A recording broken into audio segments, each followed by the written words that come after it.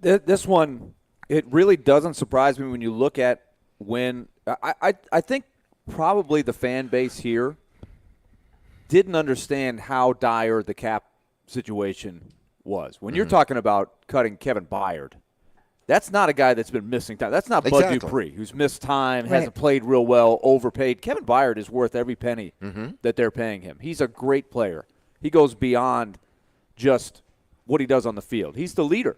He is a leader on the team. He's in the leadership group of the 4 or 5. That's one of the guys in the bunker, man. That's the leader in the bunker. For them to be considering this, that means they got some serious cap things that they've got to talk about. And like you said, Derek, are you facing reality and saying this is just where we are and we've got to look 2 or 3 years down the road? This is not a deal we can fix right now, and we've got to clear cap space so we can make those moves accordingly. If you're actually considering cutting him, if you can't get him to renegotiate, then who would you not cut? I mean, we had this discussion last week about Derrick Henry. That seems crazy too. But if they're looking at this, we're looking at a full rebuild. If it's Byard and Henry. Now, let's not put the cart in front of the horse. Lombardi does say, is it a bluff? This is what they're talking about. Lombardi, he does have some pretty decent juice, I would say. He's been around a long time. He's been in a lot of front offices. He knows a lot of people. I don't think this came completely out of left field, but that was noteworthy, what they said there. Because, like you said, Derek, if you're Kevin Byard, what have you done to deserve a pay cut? Yeah. I mean, it's either this year, either they're going to do it this year or it's going to be next year. Within the next 2 years, this roster is going to look totally different. Guys like Derrick Henry will not be here. Ryan Tannehill may not be here, depending on if they get their quarterback or not. Kevin Byard, whether it be this year or next year, he won't be here. So this team will look vastly different. They started it this year, this offseason, with releasing veteran guys that were either injured or wasn't producing to the amount of money they were making. And they had to make cuts, and they still making cuts. So I'm not surprised that this has come up. Not to say they will do it. They probably are trying to fill out all their options to see what they need to do. But, you know, if it happens, I wouldn't be surprised. And no one should be surprised. Again, I go back to this team released guys in the past that were at the top of their game.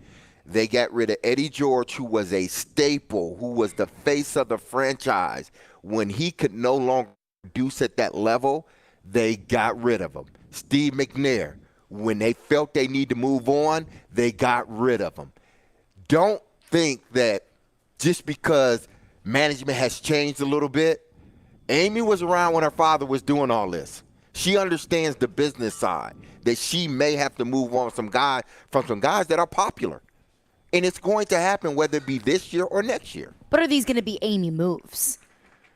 I don't think that you can cut Kevin Byard and not at least consult Amy Adams. That's what I'm saying. You have to. You have. That's a move that the owner has to be informed about. I mean, same thing with A.J. Brown. Whenever people said, she didn't know about the move, absolutely she knew about the move. You don't trade your number one wide receiver and not tell the owner of the team. Same thing with Kevin Byard. You don't trade your team leader without at least consulting the owner.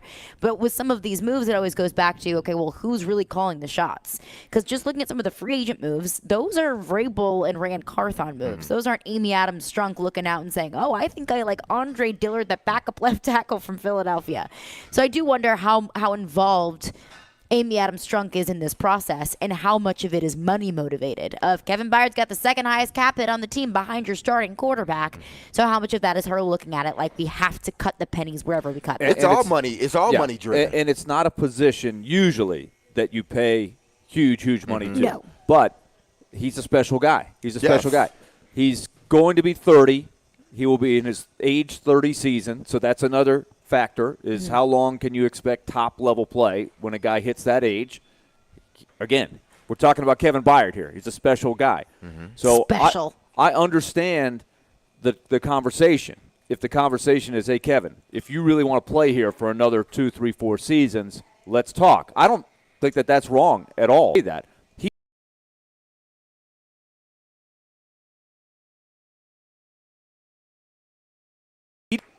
Sacrifice from my own personal situation because I want to be here. He went to college here. He's been here. He could better chance that he ends it here. But you know the business side as opposed to the personal side. That's a tough choice. Mm-hmm. I also wonder, is there a trade option here at all at his cap hit? I mean, I don't know. It just seems like it would be really sad to just have to cut him. Cut ways. But you might have to, because no team is going to give you probably no more than a fourth or fifth round pick. Why? Because of the age and because of the cap number. They're not going to give you a second or a third round pick. Definitely not a first, but not a second or third round pick to bring a guy in that's still playing really good, but he's 30 years old. And at a high price. How much longer can he play? Again, if it's not this year, it will be next year. And the Titans are not – I think it's more likely to happen this year than next year, because they're not going to – I don't think Kevin Byard is going to want to restructure his contract to the number that they may want for a team that has – they're not in position to win a Super Bowl this year or maybe even next year. So you restructure your contract, take less money, and you're sitting around on a team that – may not even win the AFC South. How many times have we said you're not going to get in the playoffs? How many times have we said a year too early as opposed to a year too late? This is another one where it just comes up. You have to consider these things. I would still, if I could get a fourth rounder or even a conditional fourth rounder, something like that. I'd take a fourth or a fifth over nothing. That's better than nothing. If you've made the decision that this year has got to be a transitional year, it is not a go-for-it year. That's the question. And that's a fair question, but and I think that restructuring the contract can be on the table, because a restructure doesn't necessarily mean a pay cut, because Kevin Byard could restructure the contract and get even more security, get a few more years locked up in Tennessee. But then that means the Titans are on the hook for him, and they don't want to be on the hook. So do the Titans want that? Do they want to extend Kevin Byard even further, restructure and have themselves on the hook for Kevin Byard 2, 3, 4 more years whenever he is going to hit that 30 mark going into this season? But I think with Michael Lombardi saying it and understanding what's going on with the Titans cap situation, understand that they have some difficult decisions to make going into this season, I do think that there's a good bit of juice to what Michael Lombardi had to say. I wouldn't be surprised if they're at least having these conversations about Kevin Byard.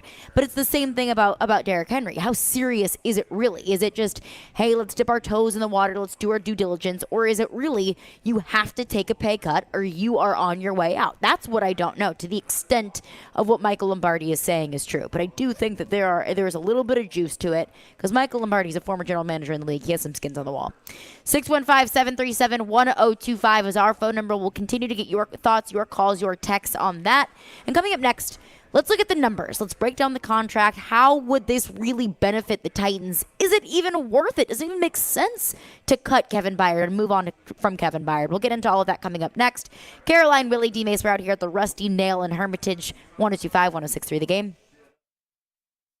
It's the mentality of what they're going to do. Outkick 360's Jonathan Hutton joins Caroline, Willy, and Dmase to talk all things Titans and NFL. Much more creative in how you go about calling certain plays. He's got opinions and insights on the two-tone blue. That doesn't mean that you can't have great or don't need great quarterback play. Catch Hutton every Wednesday at noon on 102.5 and 106.3 The Game and the Game Nashville app. Experience the crisp, clean, smooth, and refreshing pure agave flavor of Dulce Vita Tequila. Dulce Vita Tequila is made using only 100%. To all our men listeners out there, I need to tell you something about Cool Springs MD. Second day of March Madness, and men and women, I hope your brackets are not busted, considering what has happened yesterday, especially with Arizona. But men, listen, don't feel too down, because you know what you can do? You can go to Cool Springs MD. Over the years, more men have started to see help for hormone deficiencies and imbalances, and Dr. Jeffrey Lodge and his wife Daphne, along with that experienced staff, give men the treatment required to improve their quality of life. Cool Springs MD services have already helped many men of Brentwood, Nashville, and the surrounding areas in Tennessee with improving their immune systems, energy levels, cognitive functions, and more. They are there to connect you with the medical care you require to have a healthy and enriched life. There's no better time now to achieve a healthy lifestyle. Men, what are you waiting for? Get Dr. Jeffrey Lodge and Cool Springs MD a call today for an appointment right before the Spartans hit the television. You can make that call, and here's the number, 615-486-3458. That's 615-486-3458, or visit our website at coolspringsmd.com. Experience the crisp, clean, smooth, and refreshing pure agave flavor of Dulce Vita Tequila. Dulce Vita Tequila is made using only 100% USDA certified organic blue agave that is harvested from Los Altos, Mexico. Dulce Vita Blanco is additive-free and gluten-free. Try it for yourself. 1.5 ounce of Dulce Vita Blanco Tequila, 4 ounces of sparkling water, and a squeeze of lime for a delicious ranch water cocktail that is less than 100 calories. Dulce Vita Tequila, pure and simple. Social Furniture's Spring Home Makeover Sales event is going on now with the latest styles and colors in stock, ready for immediate delivery and setup. If you don't need a fancy schmancy showroom or the stress of a high-pressure sales team, but you don't want to pay high-quality prices, come to Social Furniture. All top-quality furniture and mattresses are on sale now. Don't miss this Extreme Home Makeover Sales event that's going on now at Social Furniture. I shop at Social Furniture because of the way I'm treated. That's Social Furniture on Charlotte Avenue. We do screen printing. Music City Screen Prints. We do embroidery. Music City Screen Prints. We do large format printing. Music City Screen Prints. We do promotional goods. Music City Screen Prints. We do graphic design. Music City Screen Prints. mcscreenprints.com. That's mcscreenprints with an S.com. 615-866-6010. You think it, we print it.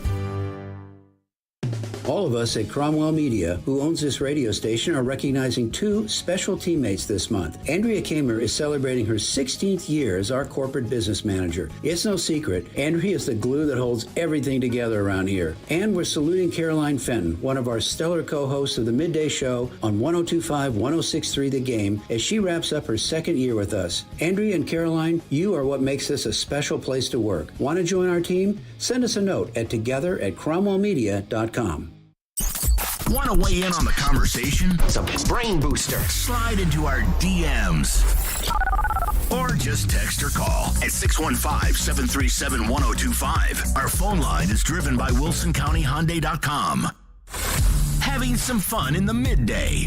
Yeah, that's awesome. This is Caroline, Willy, and Dmase on 102.5 and 106.3 The Game and the Game Nashville app. For me? Yeah. Well, this is my legacy, man. I've I played my college ball here in Tennessee. Just finished my 7th year here in Tennessee. I would love to be able to retire as a Titan. This team, this city, this organization, the fans, community, it means a lot to me. It means a lot to my family. So definitely wouldn't want to play any other place, any other city, any other organization other than Tennessee Titans. There you go. That was Kevin Byard. At the conclusion of this past season, Kevin Byard says, I don't want to play anywhere else other than Tennessee. I would like to retire a Tennessee Titan. And that doesn't surprise me at all. Kevin Byard plays college ball just a hop and a skip down the road at MTSU. He's played the entirety of his career with the Tennessee Titans. I wouldn't blame Kevin Byard at all for saying, I want to finish my career here with the Tennessee Titans. But per Michael Lombardi, who was on the GM Shuffle podcast on the DraftKings Network earlier this week, Michael Lombardi said that he had been hearing rumblings that Kevin Byard, either the Titans want him to take a pay cut or the Titans are going to have to cut Kevin Byard. But would that even make sense? Would it make sense for the Titans to go ahead and cut Kevin Byard? Kevin Byard signed a 5-year, $70 million deal in 2019. He makes about $14 million a year. In 2023, he has a $19.6 million cap hit, a $13.632 million dead cap hit. So if the Titans did cut Kevin Byard, they'd only be saving $6 million against the cap.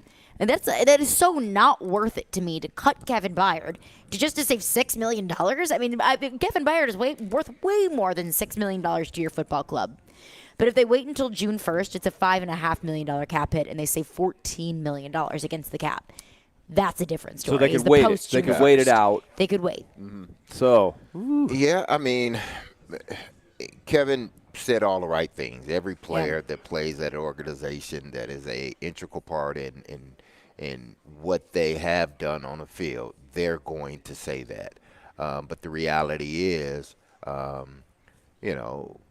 the business side happens. And I think players, they got to get away from that. They really do, because you don't hear no owners. You don't hear no head coaches. I want this guy to remain, a Titan or Cowboy or, well, Jerry may say it. Yeah. But then again, he always does something opposite of that, too. He just cut Zeke. Exactly. He just cut Zeke. But you don't hear these owners and head coaches and GMs screaming, oh, we want this guy to retire, whatever team you're on. You don't hear these owners and GMs saying, players need to stop saying it. It's not going to help you in negotiations whatsoever. Is it good from a PR standpoint to the fans? Absolutely is. But also saying, hey, listen, I want to be here, but I understand the business side of it too. I'm going to prepare as if I'm going to be here, but I understand the business side. Players, get away from that I want to be here forever. I want to retire. My family. We understand that. We know that. But it's not getting reciprocated from the owners, from the GM, or the head coach. And we know how much Mike Vrabel loves Kevin Byard, but you don't hear him screaming out why, because it's all about business to them.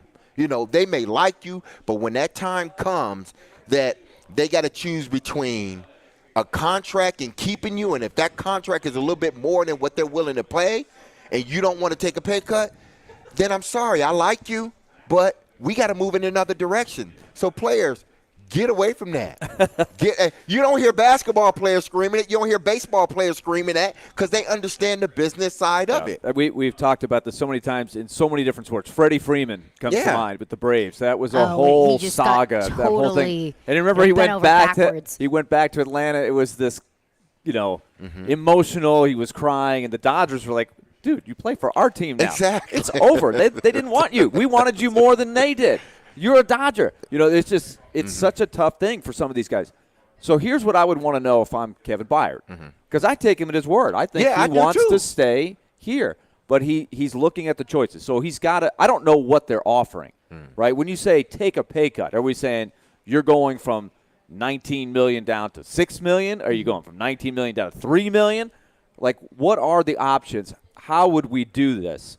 That's what I don't know, and I don't know as a GM how you would try to structure it so that Kevin Byard could say, all right, I could live with that. I want to stay here, and I would like to see this team through the transition. I also, if I'm Kevin Byard's agent, I need to know what else might be out there. Who needs a safety? That's what the discussion was going on in that podcast that we talked about with Michael Lombardi. He just sort of dropped that out of the sky. They were talking about a different safety. Right? You're talking about Jesse Bates. Yeah. And it wasn't even like he was teed up. Like, I listened to the entirety of the podcast. It was like 45 minutes long. He dropped that in there. Like, by the way, you're really putting in the time listening to these things. Well, I commend you for that. The Aaron Rodgers thing really, truly was a treat to me. I spent an hour of my life doing that, and I wouldn't take it back, although I do feel like I'm worse for the wear having listened to that entirety of everything. But really, to be honest, I listened to the podcast while I was watching the games, and I was just waiting until I heard Kevin Byard. My ears were on. But it was like the last 90 seconds of the podcast where he just kind of dropped Kevin Byard in there. It's not like he came to the podcast with that in his back pocket just waiting to whip it out. It was just kind of dropped in there. And I find it kind of interesting because he didn't even know Kevin Byard's name. Yeah, it was Deion Sanders. It was like that guy. Who's the guy for Tennessee? He's pretty good. He's from Tennessee, right? Yeah, he's good safety. I think he's been, So Byard. So where's the Byard he getting kid. The Byard kid. Yeah, he's 30 years old, kid. He's been around a while. He's not a kid. So was there anything that got lost in translation? Was it he heard, he's going to have to take a pay cut? Or is it that lost in translation that the Titans want to restructure Kevin Byard? Because pay cut and restructure could mean two totally different things. That's true. If the Titans come to Kevin Byard and say, we want you to take a pay cut, and Kevin Byard says, no. I don't blame Kevin Byard. He has been playing. He hasn't missed a single game since 2017. Kevin Byard has been the backbone of this team. He's a leader in this locker room. If he's like, no, I'm not taking a pay cut. Like, I'll get paid somewhere. I don't blame Kevin Byard whatsoever. But if Kevin Byard's number one priority really, truly is staying in Tennessee, then he could say, okay, well, let's talk about this. What kind of rate of a pay cut do I need to take? I'm not playing for $2 million a year, but let's talk about this. And that's what I don't know. That's why hearing it from Michael Lombardi, who was probably got it through the grapevine, you got to take it with a grain of salt.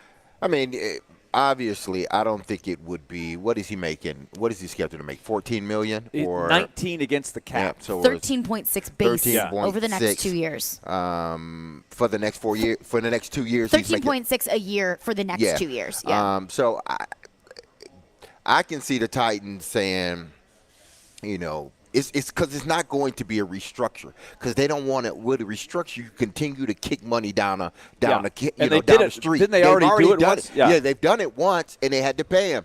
They're not going to want to. I don't think Rand Carthon is in the business of continuing to kick the can down the road. Probably not. Because it keeps them on a hook for him. Again, they're looking at this as I think they're looking at this as a 2-year reset.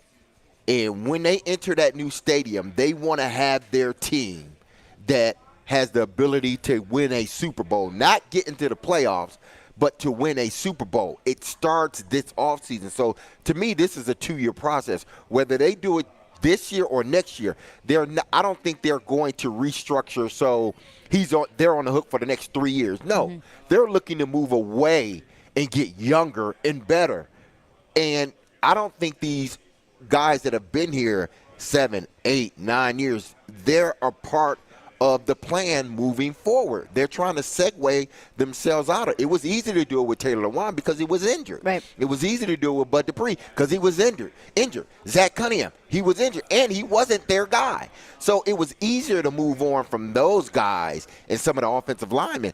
It's a little bit harder to do it with Kevin Byard and possibly Derrick Henry, but they know they're going to do it, whether it be this year or next year. I think that's the really thing. That's the thing to point out is this was coming. Mm-hmm. This was coming at some point, and that's why we shouldn't be shocked if you prepare yourself as a fan. That's just how it works in the salary cap.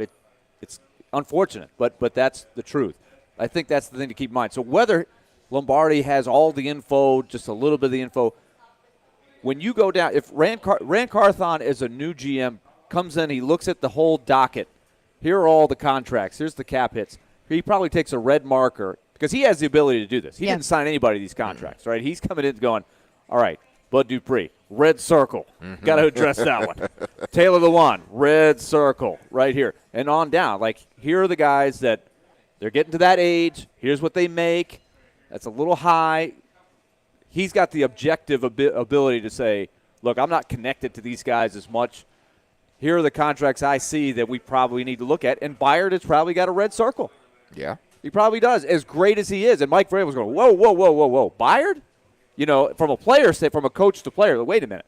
We got to talk about that one. No, we got to have Byard. I'm sure But as a coach, you got to, and if you want to be involved in the general manager stuff, you gotta understand that part of it too, the contract part of it, right? Yeah, that's part of it. That's what's tough. I think both of them, because this thing, you know, it's we're going to do this together. Everybody's on the same page. Collaboration. So I believe when Rand took this job, he had to go back and do his own due diligence as far as evaluating players and looking at players. He did that. He came back, and he and Mike probably sat down along with some other people, and he said, listen, these are the guys that we may have to move on within the next 2 years.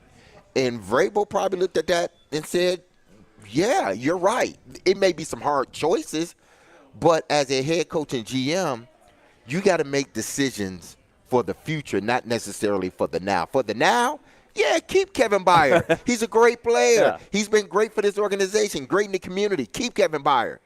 But then the flip side, no, we got to think for the future. We can't continue to kick the can down the road. We got to do something now while we can. You know, are you going to mortgage the right now for the future? And it doesn't sound like that's what Mike Vrabel and Rand Carthon want to do. But if you trade away Derrick Henry and you cut Kevin Byard, I think that speaks loud and clear that they are willing to mortgage the right now for the future.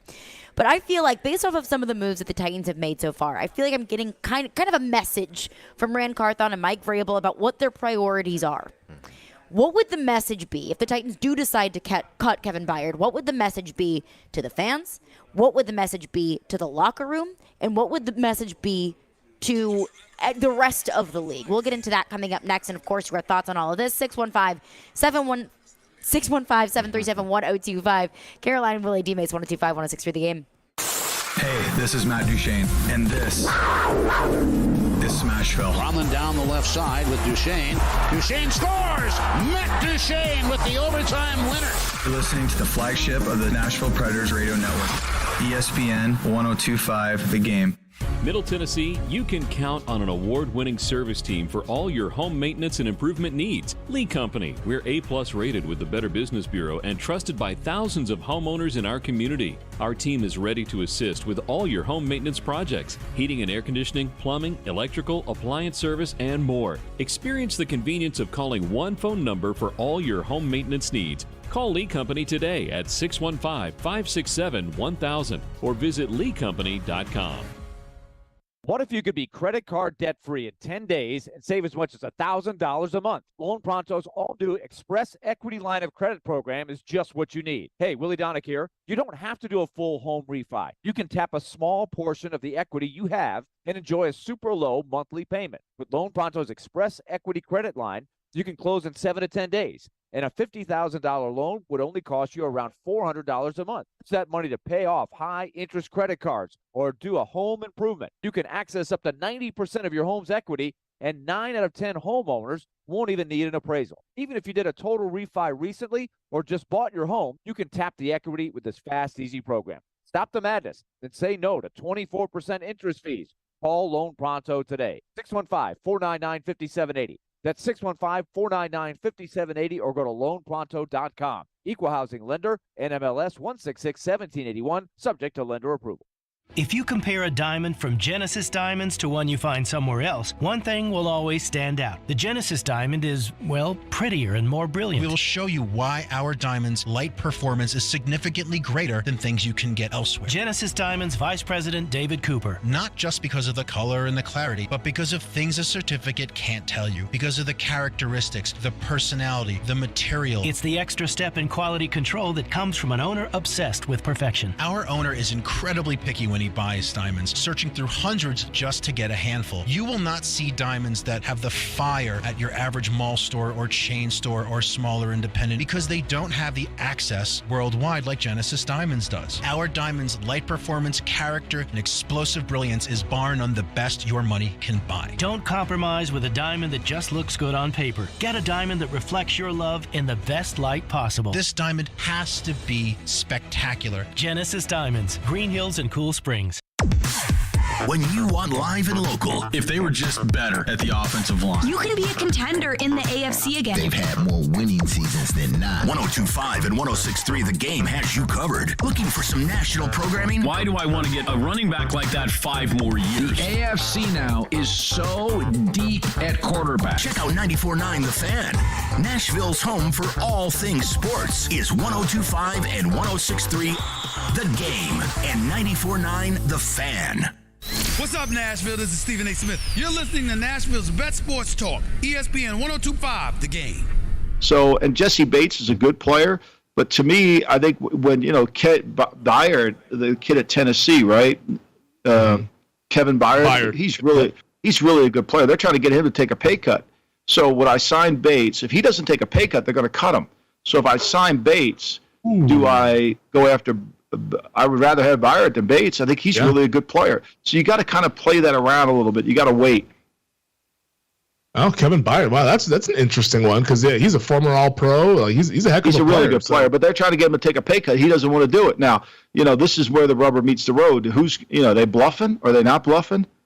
I mean, they got cap issues. I mean, that team's in a mess.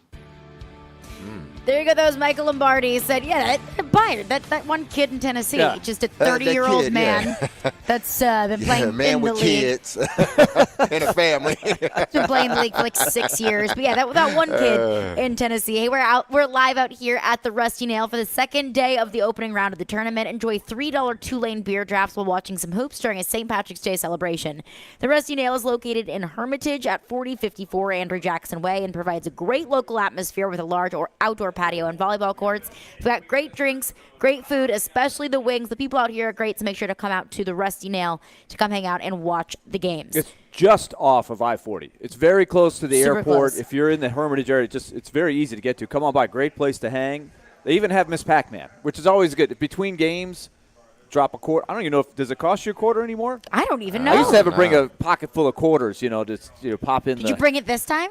I didn't. I do have some in my car if need be. Willie's I might gonna have to play hop on one Miss game. Pac-Man. I have to play one game just for nostalgic purposes. If you're not a basketball fan and you are a Pac-Man fan, you can kill time that way. You can kill time that way, exactly.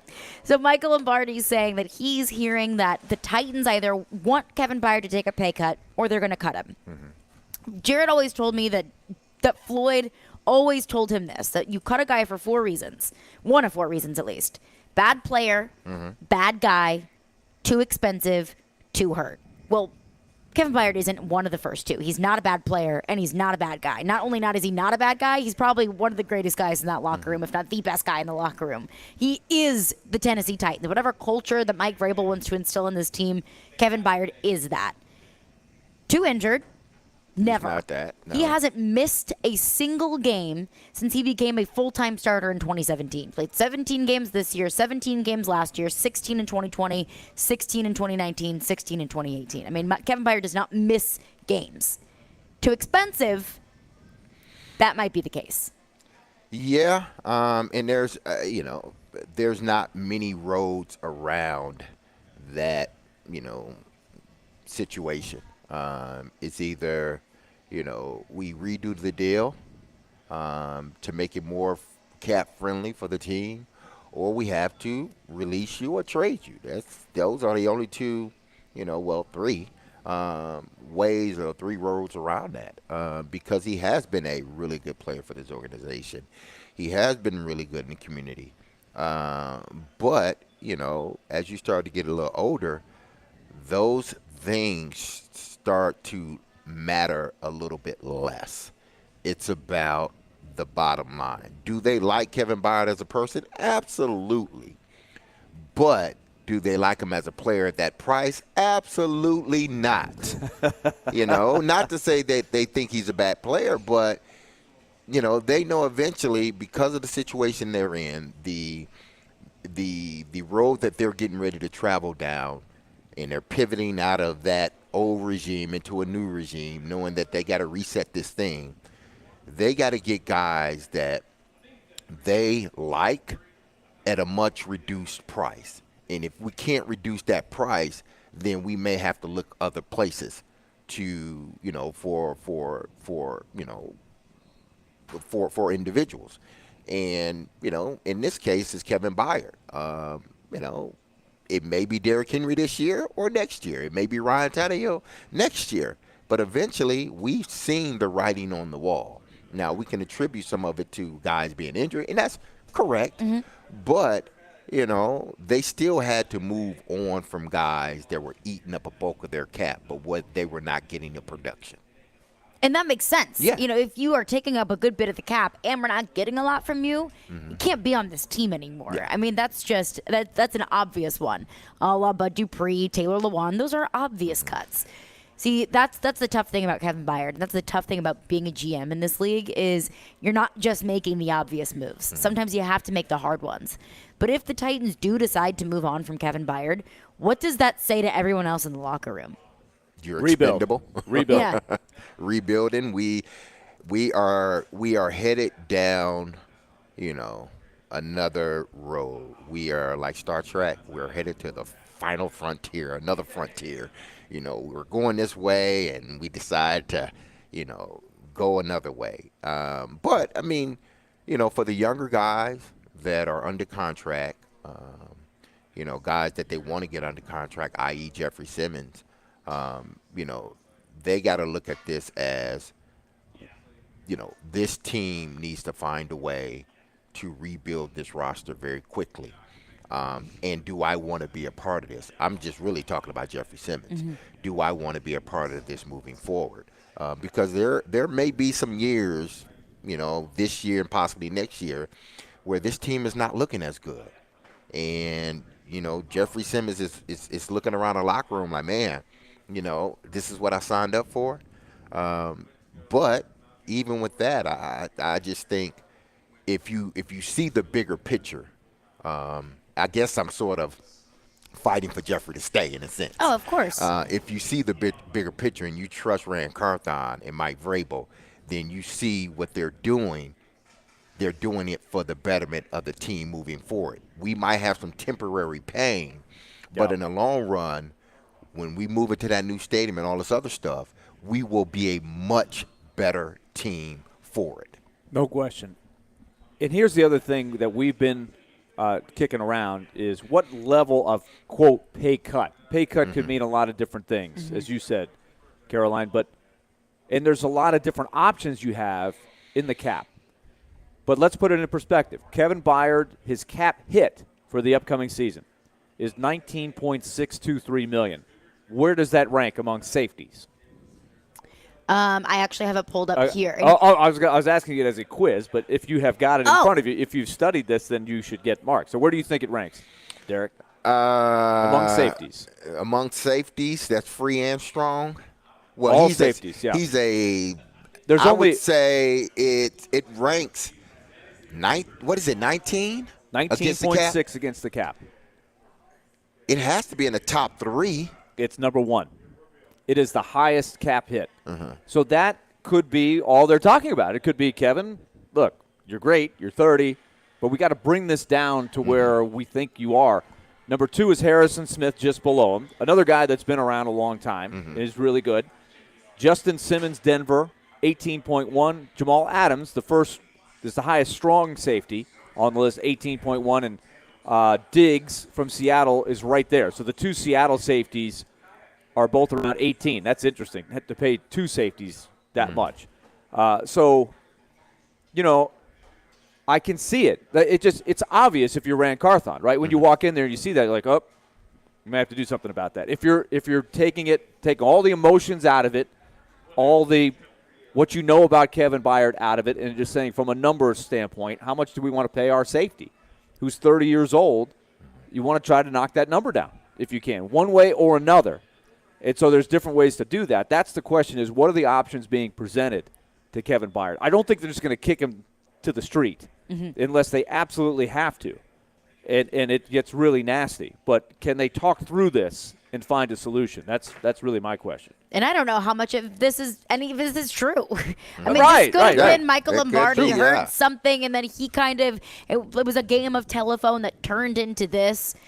But the fact that we could see it being the case, and the fact that you just look at the numbers, Kevin Byard is the second highest cap hit on the team behind Ryan Tannehill. How many safeties have the second highest cap hit on any team in the NFL? It does make sense understanding the position that the Titans are in. I don't know if it's true completely or not, but it is rumor season, and when someone says that they are considering cutting Kevin Byard, you got to go with it. 615.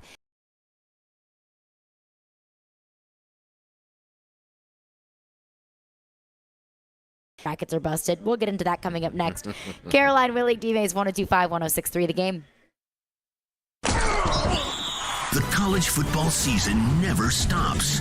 ESPN college football analyst Trevor Manich joins Stillman and Company every Tuesday at 4:30. They've got to do what Nick Saban in Alabama has done so successfully over the last 10 years. Presented by Houston Clinic Orthopedics on Nashville's best sports talk, 102.5 and 106.3 The Game and the Game Nashville app. Curation CBD, a Pick 10 company, offers high-quality, lab-tested CBD products curated for life for both you and your pet. Hi, I'm Adam Intihar, also known as the Dog Father of Nashville. Curation 600 milligram CBD roll-on really helps me get through my training days. Applying it in the morning and again at night helps me take bites from dogs like Zulu or go on adventures with dogs like Lieutenant Dan. Curation is awesome. Discover the full range of Curation products online at CurationCompany.com. Barlines in the Omni Nashville Hotel. Hey Nashville, it's Chef Phillip at Barlines at the Omni Hotel. Come try our new hot dog burn ends. Nathan's all beef hot dogs smoked over pecan wood, tossed in honey sriracha barbecue, topped with a cool crema, crisp spring onions. One of my favorites. Attending an event downtown? Dine at Barlines in the Omni Nashville Hotel.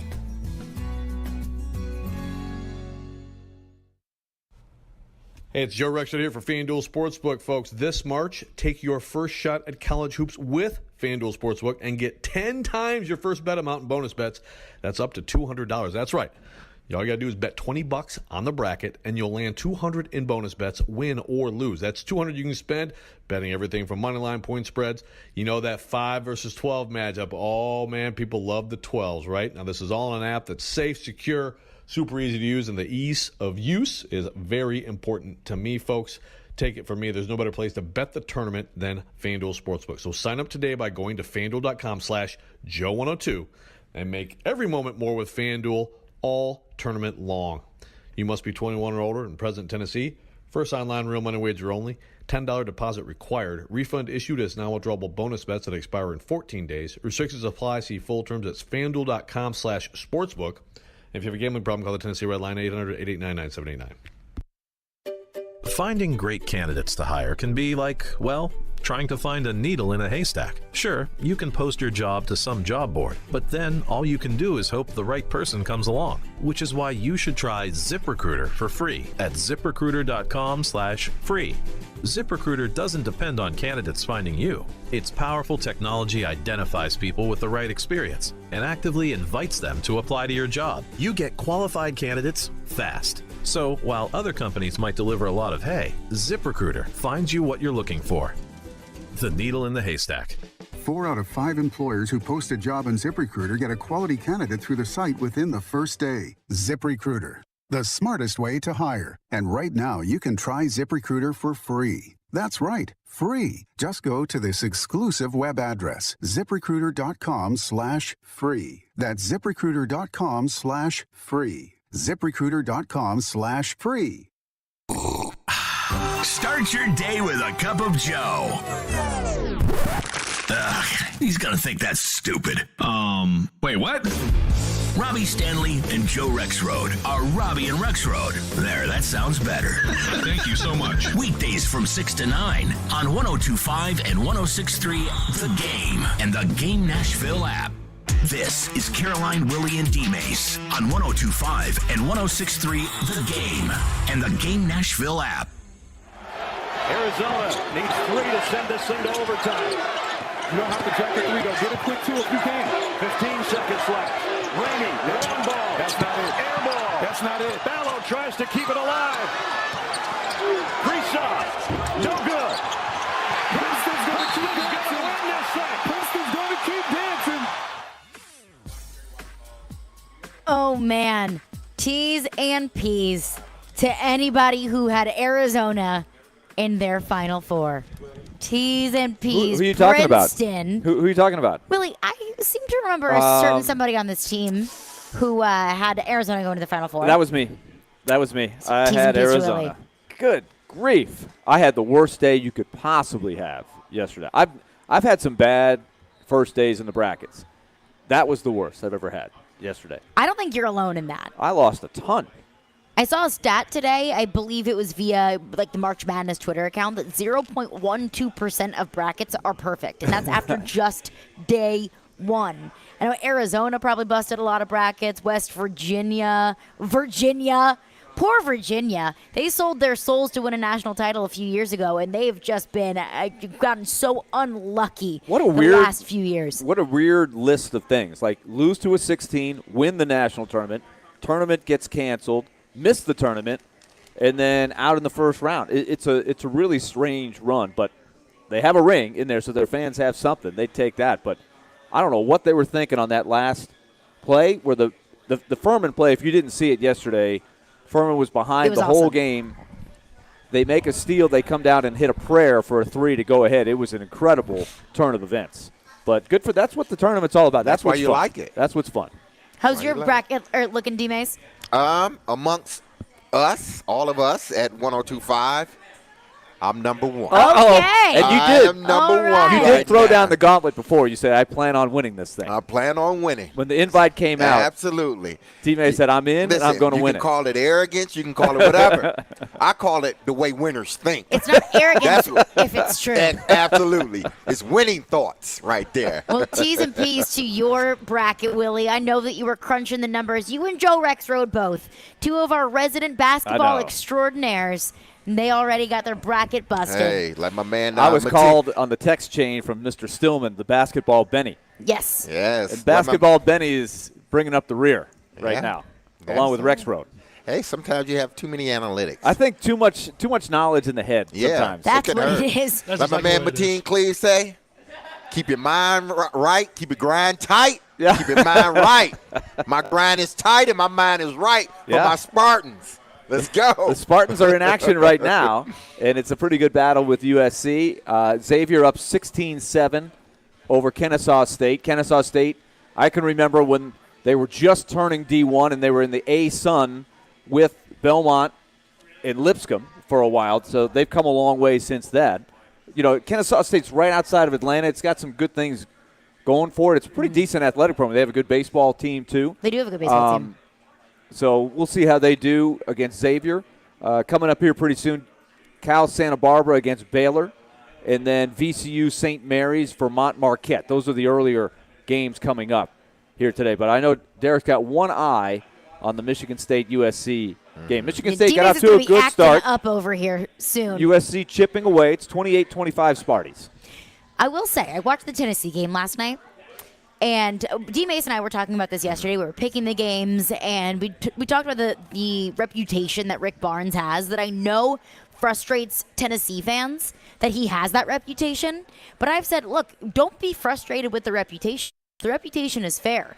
Be frustrated that Rick Barnes can collect all these players, all these 5 stars. He can collect so much talent. He can beat some of the top teams in the country, which they did this year. They beat Kansas. They beat Texas. And then they go out in the tournament, and we see it last night, that they just barely scraped by a team, a really average Louisiana team, that Tennessee gets 12 turnovers, and I don't even know how many points they turned it into, but I thought it probably no more than 3, honestly. And Tennessee has all this talent and didn't look like a team that's going to make a run in the tournament. At least last night they didn't. Well, so I'd be frustrated with Rick Barnes and his inability to get further in the tournament more than I would be with the reputation. You know how I've been sort of calling out the validity, the weight that the committee obviously gave the net rankings. Mm-hmm.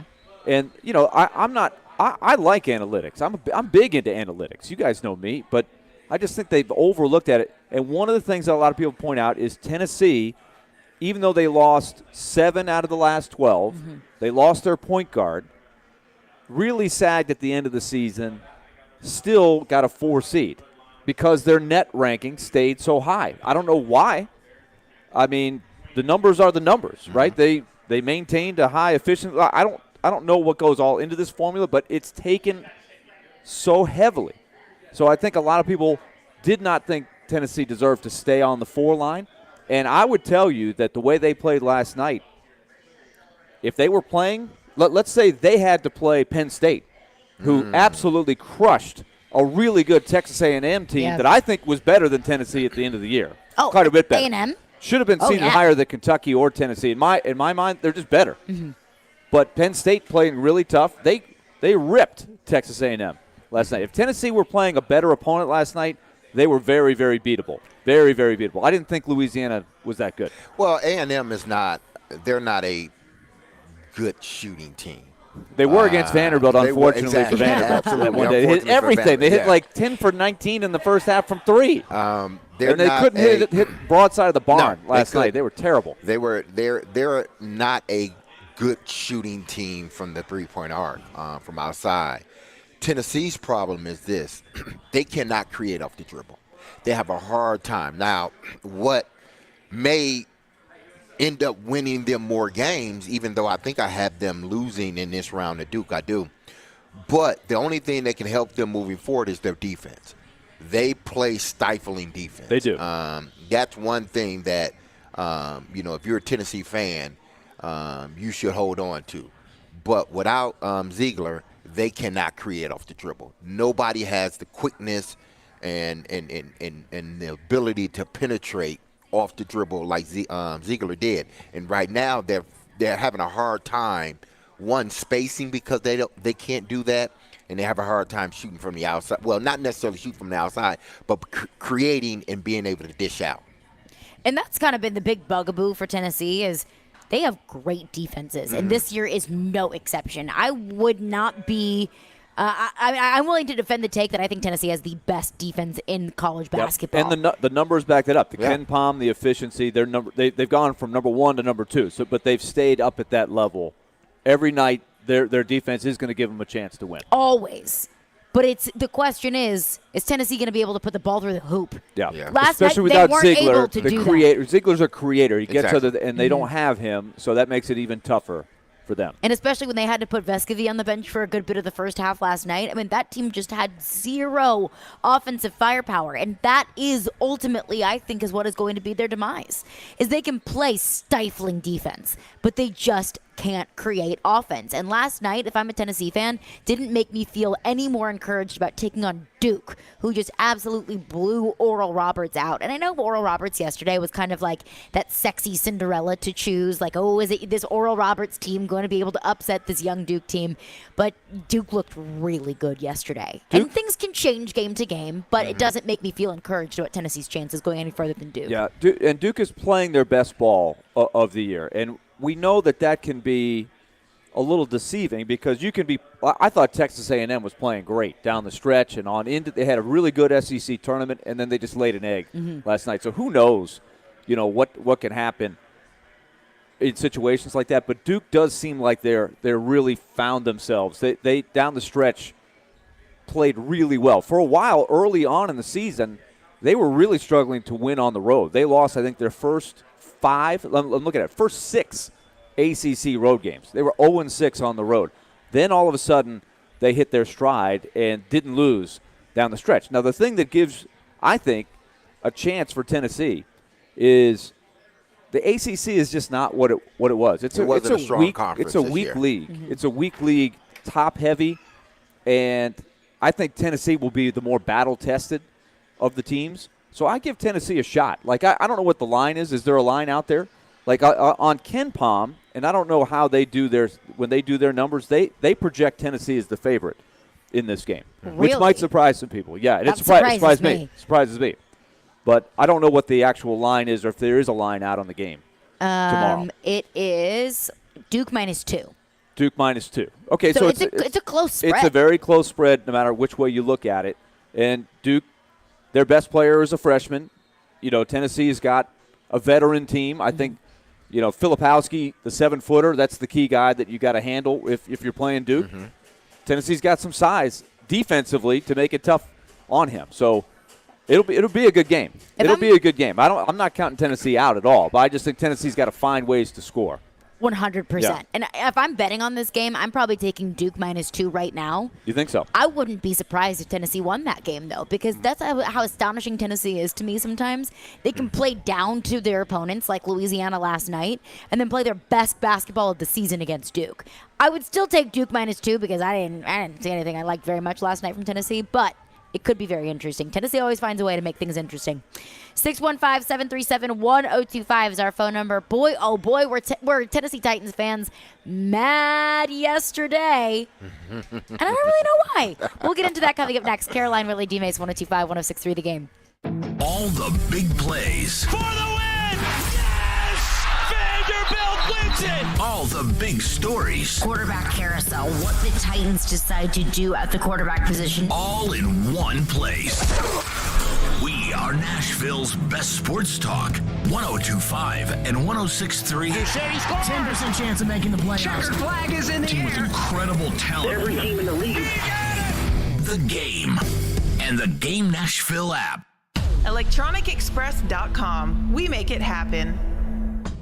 Now's the time to get a great deal on select Kubota compact tractors, rated #1 in durability and owner experience. They're designed for easy operation and feature performance-matched attachments. Right now, put 0 down and get 0% APR for up to 72 months, plus save up to $800 on select equipment. Now through June 30th. See us or go to KubotaUSA.com for full disclaimer. Visit Coleman Tractor Company, your local Kubota dealer in Clarksville, Nashville, Paris, and White House today. For one day only, Saturday, March 25th, get 5+ acres and a new cabin package on sale for only $69.9 during the Nashville Acreage Grand Opening Land Sale. Don't miss this once-in-a-lifetime opportunity to get the best of both worlds. Flat, usable, prime Nashville acreage with the biggest and most spectacular ridgeline views in the entire Nashville area. Priced below market prices. Come explore this recreational paradise and make your dreams of owning exceptional Nashville acreage a reality for less. With 5+ acres and a new cabin package for just $69.9. Best of all, these properties include first-class infrastructure like county water, electric, and county road frontage. All huge advantages in today's market. Appointment times are filling up fast. Call now to book your private tour. 615-437-6348. That's 615-437-6348. Cabin kit package for materials only. Delivered to site by third party. Taxes and delivery not included. Price is subject to change without notice or obligation. Call for complete details. An equal housing opportunity.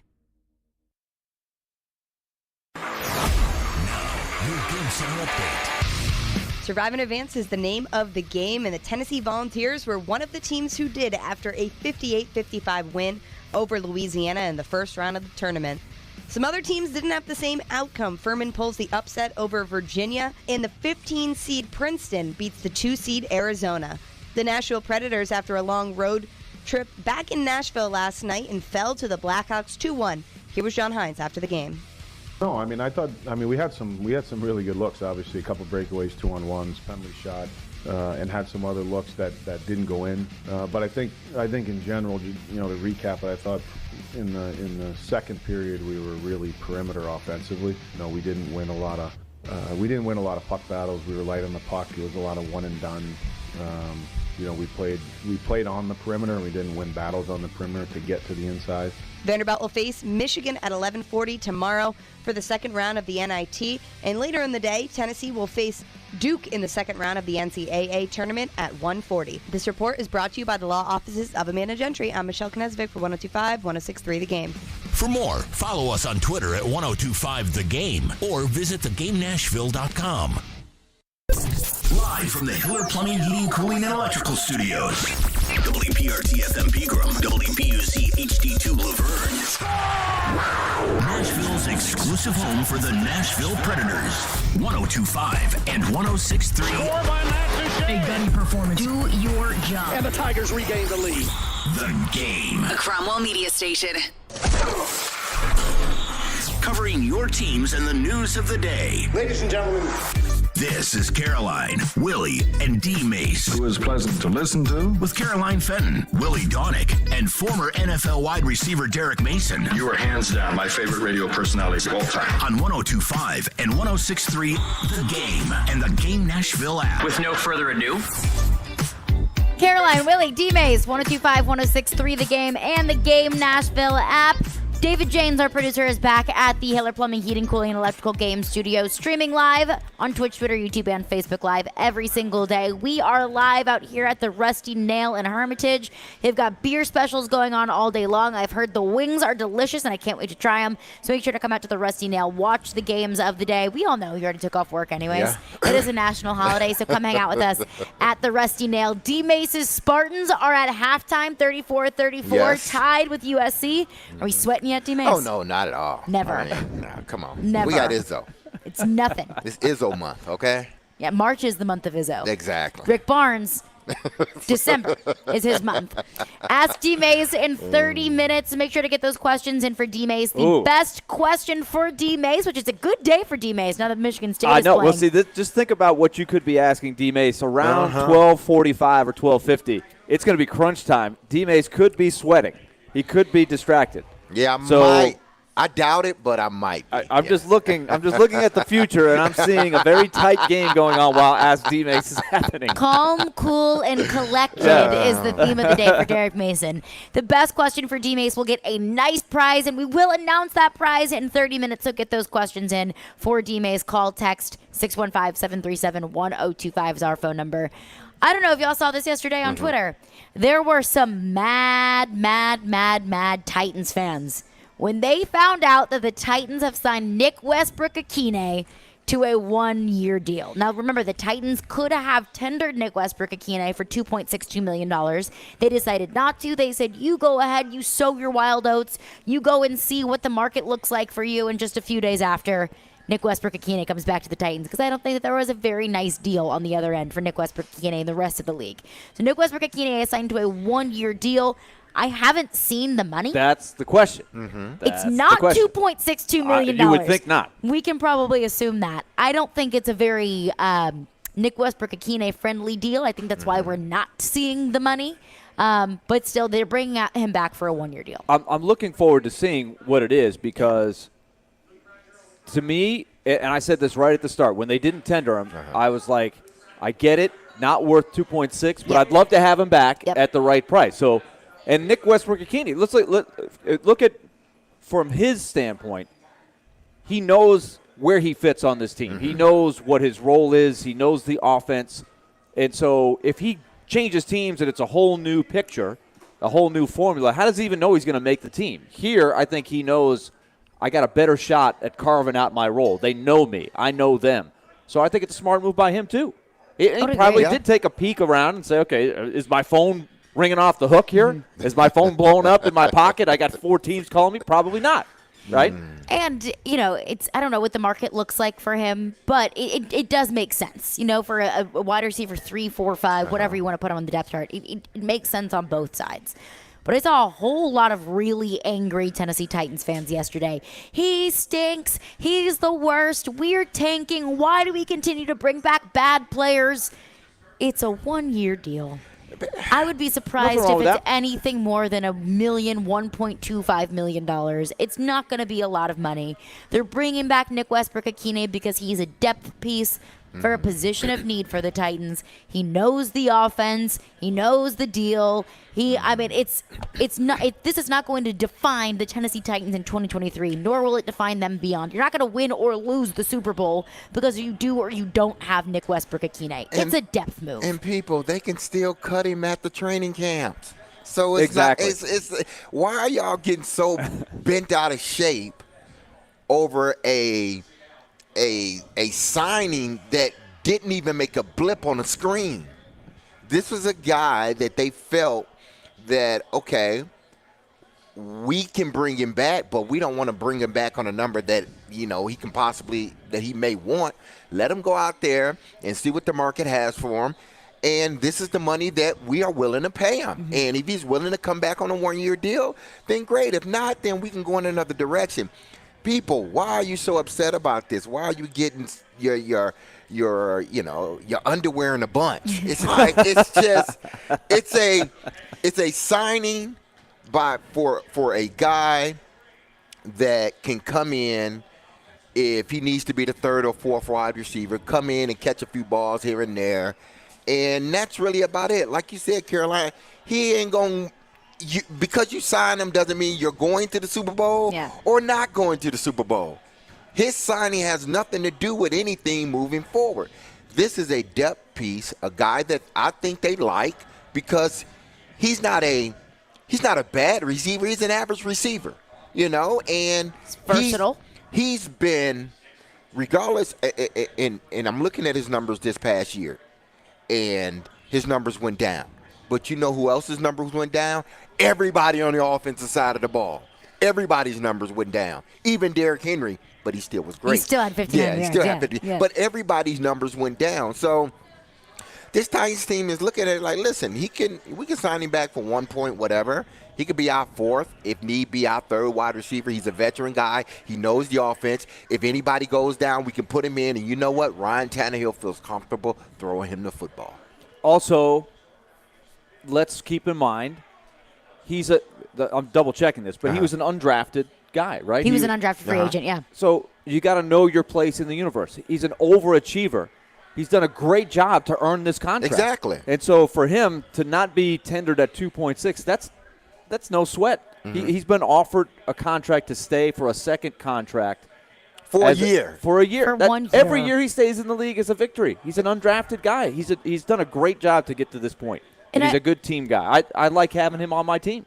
I do understand the stance that I even hear Titans fans probably yelling at the radio right now I saying, don't. well, if nobody else in the league wanted him, why do we want him? I get it. I understand that sentiment because you don't have anybody else, honestly. And no, Nick Westbrook-Akine is not going to be your wide receiver 1. He's not going to be your wide receiver 2. He's probably not going to be your wide receiver 3. Exactly. But he's a guy that knows the offense. He's a depth piece, and you can put him at all different places. He can play in the slot. He can play the X. He can play the Y. He can play the Z.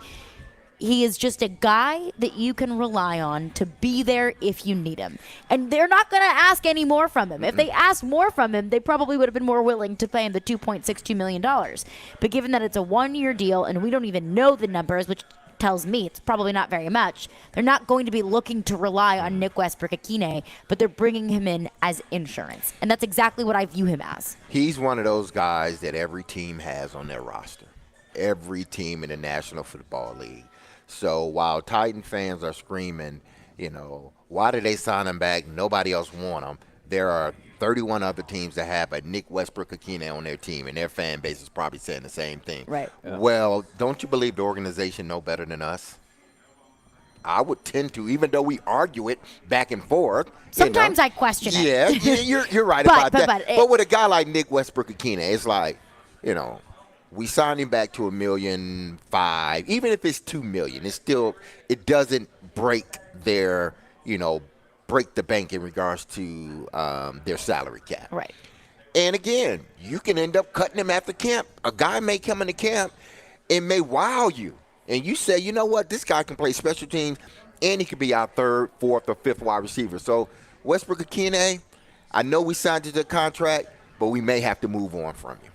So, that's okay. Exactly, it's okay. I mean, it's not. He's not a horrible player. He had almost 16 yards per catch.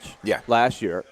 I think that was carried a lot by that massive, lob that Ryan Tannehill put up against the Commanders last year. Yeah, that was a big one. Yeah, that helped the average. That helps the average. That helped the average. He had 397 yards. Robert Woods led the team with 527. So it's not like there was a ton of yards. Exactly. Like he's right about what everybody else had. He's your average, overachieving, replacement level wide receiver that is a great team guy. Mm-hmm. He's going to work his tail off. He might even bounce back and have a better year if everything goes right. He had opportunities to make more catches last year. A catch here, catch here. The game against the Chiefs, like there was the one. He was upset with himself. Mm-hmm. That was the game where they had 0 catches by wide receivers. Yes. But there was a couple opportunities down the field where if you make a big catch, they might win that game. Yeah. And this isn't going to define the team. This isn't going to break the bank. This is simply just is what it is. Just relax. It's okay. Yeah, it's okay. He's a good guy. Yeah. He's a good team guy. He's not a bum. Okay. He's not a bum, okay? For many of y'all that are probably, he's a bum. No, he's not. He's not what you want him to be. Mm-hmm. But he's still he's an average receiver in this league. What would you even want him to be? Exactly. He's an undrafted guy. He came in, he cut his teeth, he did the things that they've asked him to do, and he's earned the contract that they gave him. Now, whether they keep him, whether they keep him at the start of the season, that's a different story. But I think he's earned whatever contract they've given him. It's going to be okay. Everybody, deep breaths. It's going to fine. be okay. 615-737-1025 is our phone number. And hey, join 1025 The Game for the 2nd annual Music City Celebrity Golf Tournament benefiting Souls for Souls on June 7th at Hermitage Golf Course. Put your team together and come play with the athletes, musicians, and other local celebrities that are participating. And you can support a great cause and have a ton of fun doing it. Plus, you'll have the chance to win awesome prizes. Sign up to play, sponsor, or donate at thegamenashville.com/golf. 1025-1063 The Game.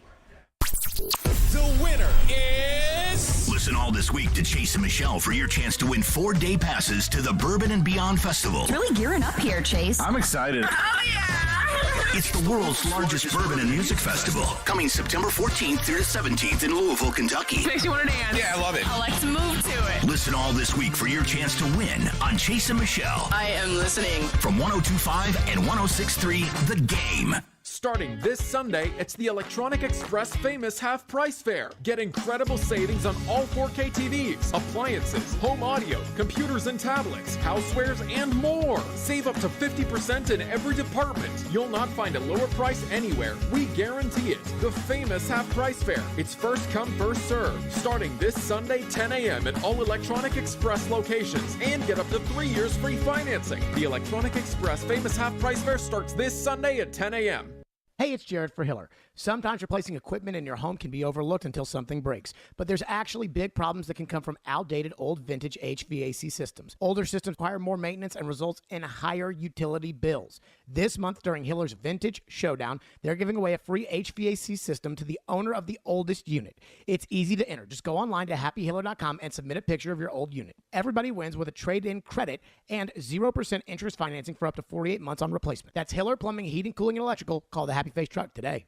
Wesley Financial Group is not a law firm. These are tough times for everyone, so dealing with your timeshare may not be your biggest concern. But when this passes, do you still want a lifetime of payments, fees, and commitments for a timeshare you were misled into buying? Hi, I'm Chuck McDowell, CEO and founder of Wesley Financial Group. 10 years ago, I started the timeshare cancellation industry by exposing the ugly truth about timeshares and giving folks the straight facts. I've been fighting the timeshare giants ever since, so no one knows this industry better than me and my team. Today, we have saved our clients an average of $65,000 in lifetime payments. Imagine putting those timeshare dollars back in your pocket. Give my office a call today. I guarantee if we take you as a client, we will cancel your timeshare or you'll pay nothing. Call Wesley Financial now for your free information kit. 800-568-3344. That's 800-568-3344. 800-568-3344. Want to see our smiling faces?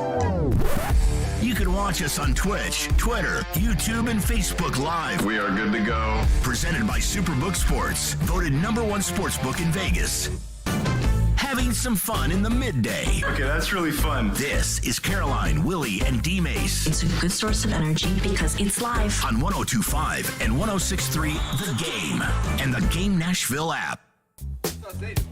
Caroline, Willy, Dmase, 102.5, 106.3, The Game. We're out here at the Rusty Nail in Hermitage. They've got drink specials all day long. They've got great wings. They've got all the games on. So come out and hang out with us at the Rusty Nail in Hermitage. The people have gotten going about Nick Westbrook-Akine. So unless we have a thought, let's hear it. Let's hear phones. 615-737-1225 is our phone number. Phone lines driven by WilsonCountyHyundai.com. Sam is on the line. What's up, Sam? Hey, how you doing? Just kind of want to piggyback off of what you guys are saying about the receiver conversation. I think the issue is that at the end of the season, Vrabel said, he wanted to get bigger and faster, but looking at Westbrook, Akine, he's kind of like opposite of everything that he's not faster, he's not quick. I mean, and then you were speaking about the Chiefs game. I mean, just one of those catches would have changed the trajectory of the game. And I think that's the issue that the Titans fans are having because it goes contrary to everything which Vrabel stated that they were going into the next season or what they needed to get as far as weapons. Yeah, thanks for your call, Sam. It's a fair point, but also let's remember what role Nick Westbrook-Akine is going to play. Yeah. Mike Vrabel wants to get bigger, faster, stronger. I understand it. But Nick Westbrook-Akine isn't going to be out there on every single snap. He's not going to be out there every single down. He's not going to be one of those cornerstone guys on your team that you look at and you say, that is the culture that Mike Vrabel wants to institute in this team. So I hear you, but he's just a depth guy. You can't find big, fast, and strong from top to bottom on every single position group.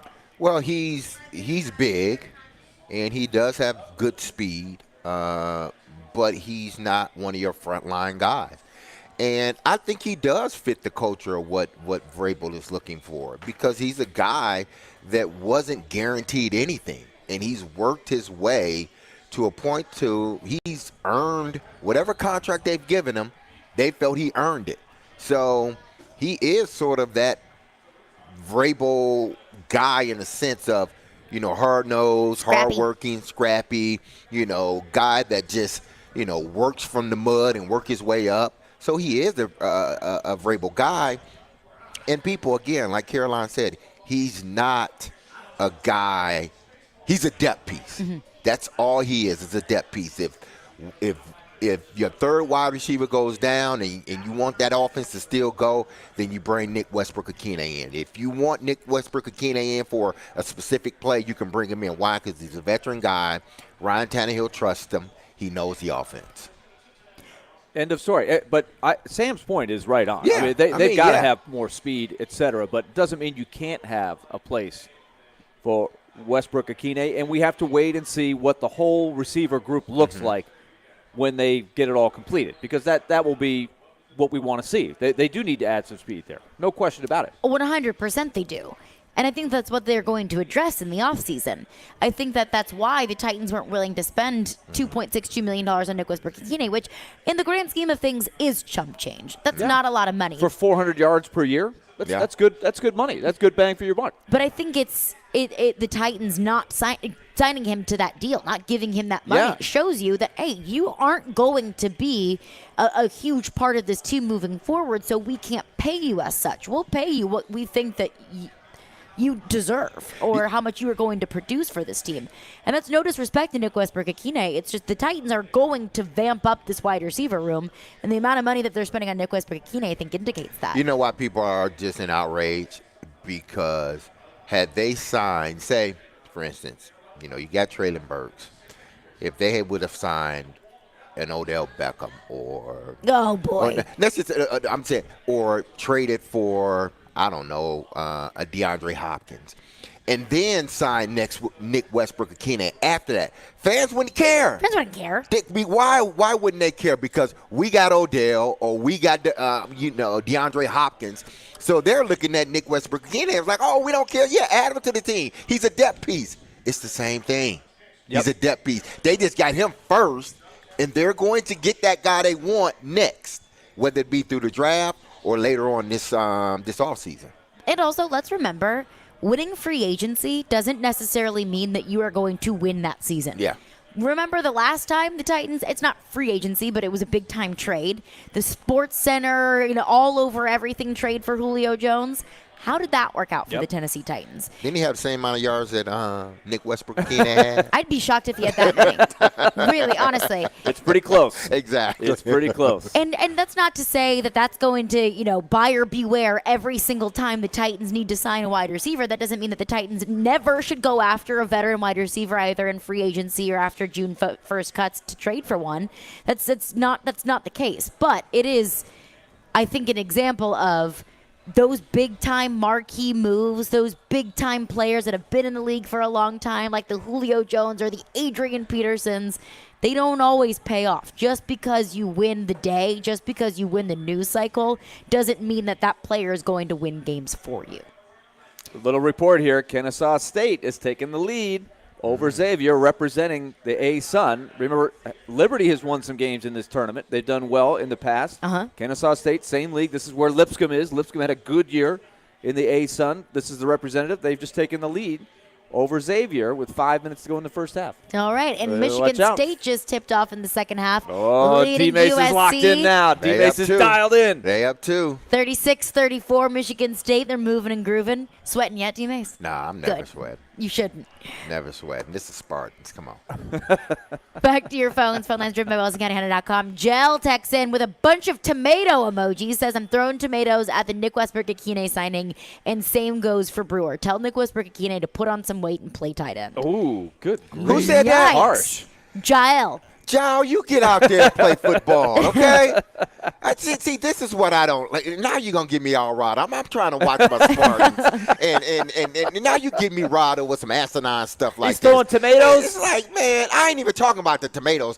Gain weight and becoming – he's not a tight end. He's a receiver, okay? Now, whether you like him or not, if he gain weight and become a tight end, he ain't going to be on this team, okay?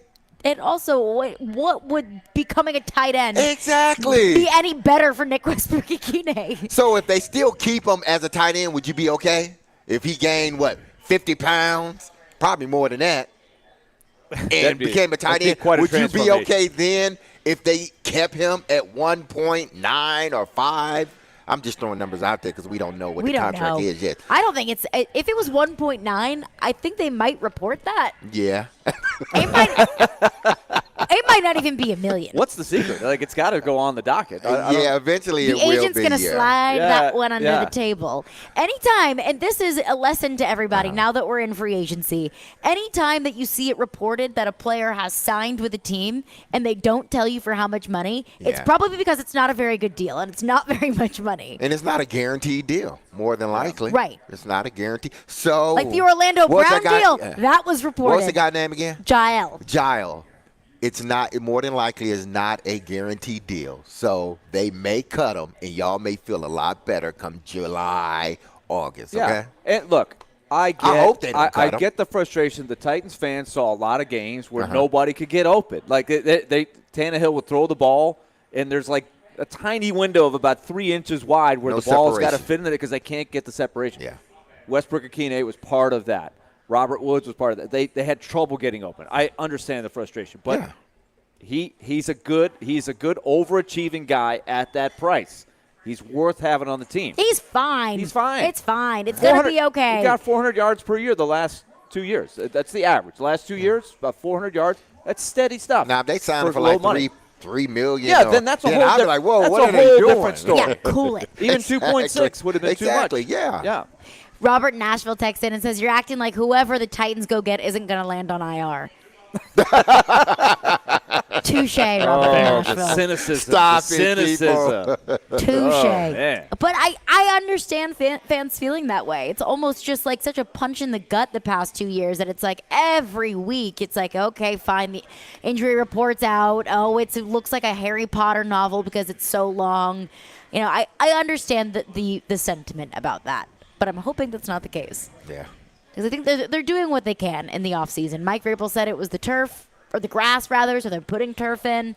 Maybe that helps it. I don't know, but I understand the cynicism, but it's going to be okay. It'll be fine. It's going to be okay, everybody. Dmase's Spartans are tied again with USC. We'll keep everyone updated. And speaking of Dmase, Ask Dmase is coming up next. Get those questions in for Dmase. Your calls, your texts, 615-737-1025 is our phone number. And remember, the best question for Dmase will get a pretty great prize, and we'll reveal what that is coming up next. Caroline, Willy, Dmase, 102.5, 106.3 The Game.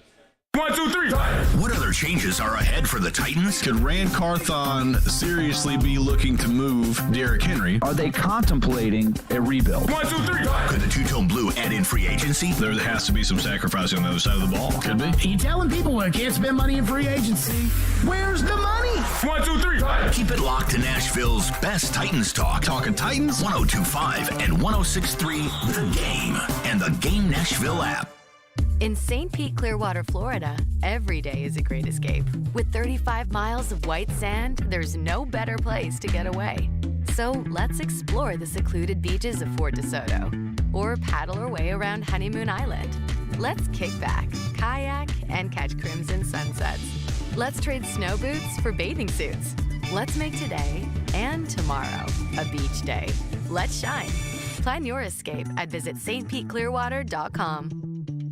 What if you could be credit card debt-free in 10 days and save as much as $1,000 a month? Loan Pronto's all-new Express Equity Line of Credit program is just what you need. Hey, Willy Donick here. You don't have to do a full home refi. You can tap a small portion of the equity you have and enjoy a super low monthly payment. With Loan Pronto's Express Equity Credit Line, you can close in 7 to 10 days. And a $50,000 loan would only cost you around $400 a month. Use that money to pay off high-interest credit cards or do a home improvement. You can access up to 90% of your home's equity, and 9 out of 10 homeowners won't even need an appraisal. Even if you did a total refi recently or just bought your home, you can tap the equity with this fast, easy program. Stop the madness and say no to 24% interest fees. Call Loan Pronto today. 615-499-5780. That's 615-499-5780 or go to loanpronto.com. Equal housing lender, NMLS 166-1781, subject to lender approval. Social Furniture's Spring Home Makeover Sales event is going on now with the latest styles and colors in stock, ready for immediate delivery and setup. If you don't need a fancy schmancy showroom or the stress of a high-pressure sales team, but you don't want to pay high-quality prices, come to Social Furniture. All top-quality furniture and mattresses are on sale now. Don't miss this Extreme Home Makeover Sales event that's going on now at Social Furniture. I shop at Social Furniture because of the way I'm treated. That's Social Furniture on Charlotte Avenue.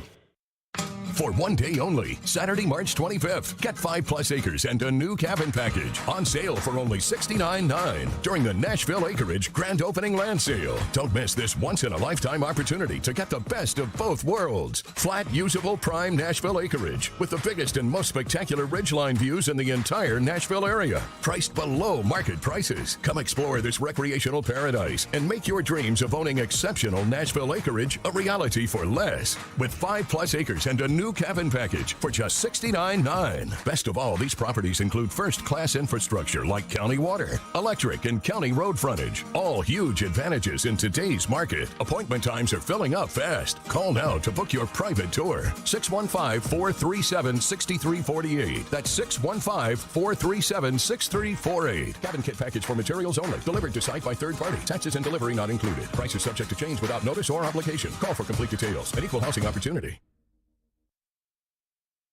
102.5 and 106.3, The Game is live and local. And now, let's meet the starting lineups. Robbie and Rex Road 6 to 9. You are talking about a team that's building a roster. Chase and Michelle 9 to 11. He's still under contract. It's not always X's and O's. Caroline, Willy, and Dmase 11 to 2. Trades, free agents. Let's get it going. I think this is a good hire. And Stillman and Company 2 to 6. I can give you one of the best coaches in the league. And don't forget, we're your home for all things Nashville. He scored! Nashville's best sports talk. 102.5 and 106.3, The Game.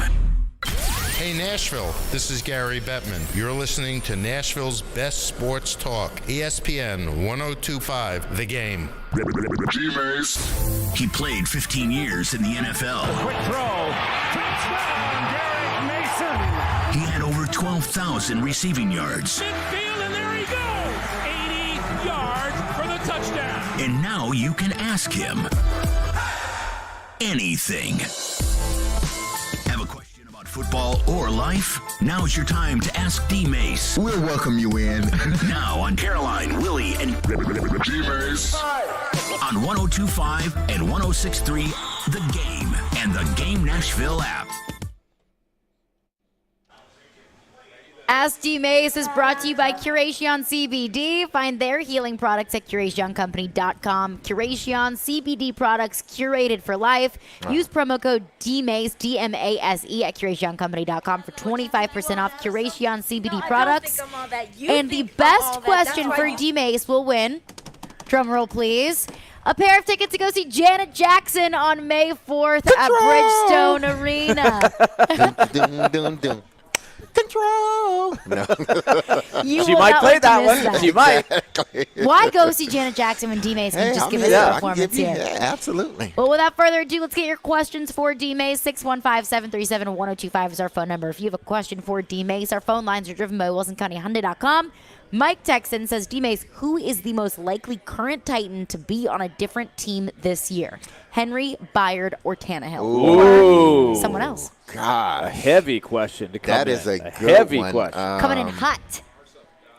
More than likely will be on another team sooner rather than later. Man, that's a tough one. I would say Derrick Henry. I think because of the depth that they have at running back, meaning Hassan Haskins, I think they want to see what he can do. And this is a good time to see that because, this is a team that many are not picking or, we look at this team and we think, man, are they even going to win in AFC South? Mm-hmm. So if you're going to make those transitions, then, you need to do it now to see what you have going into the next following year. So if I'm picking a guy, as much as I hate saying it, I think it would be Derrick Henry. Wow. That's good stuff.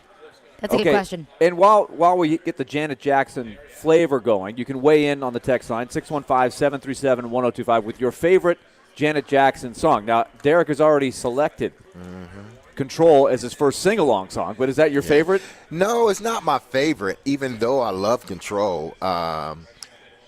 Anytime, Any Place is the song. Okay. I used to play that a lot. I think it was in college.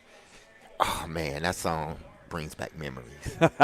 That's the best. Yes. I remember my freshman year at Vanderbilt when we won the NIT. Hopefully we're going to have the repeat of that. Michigan coming to town tomorrow for the Commodores. But Rhythm Nation was the big album that had hit just as I was getting on campus. The whole first semester, second semester, kept releasing songs. That was a big album on campus. That was a big one. So I'm going to go with Escapade as my Janet Jackson song. Yeah, because Anytime Any Place came out in 93.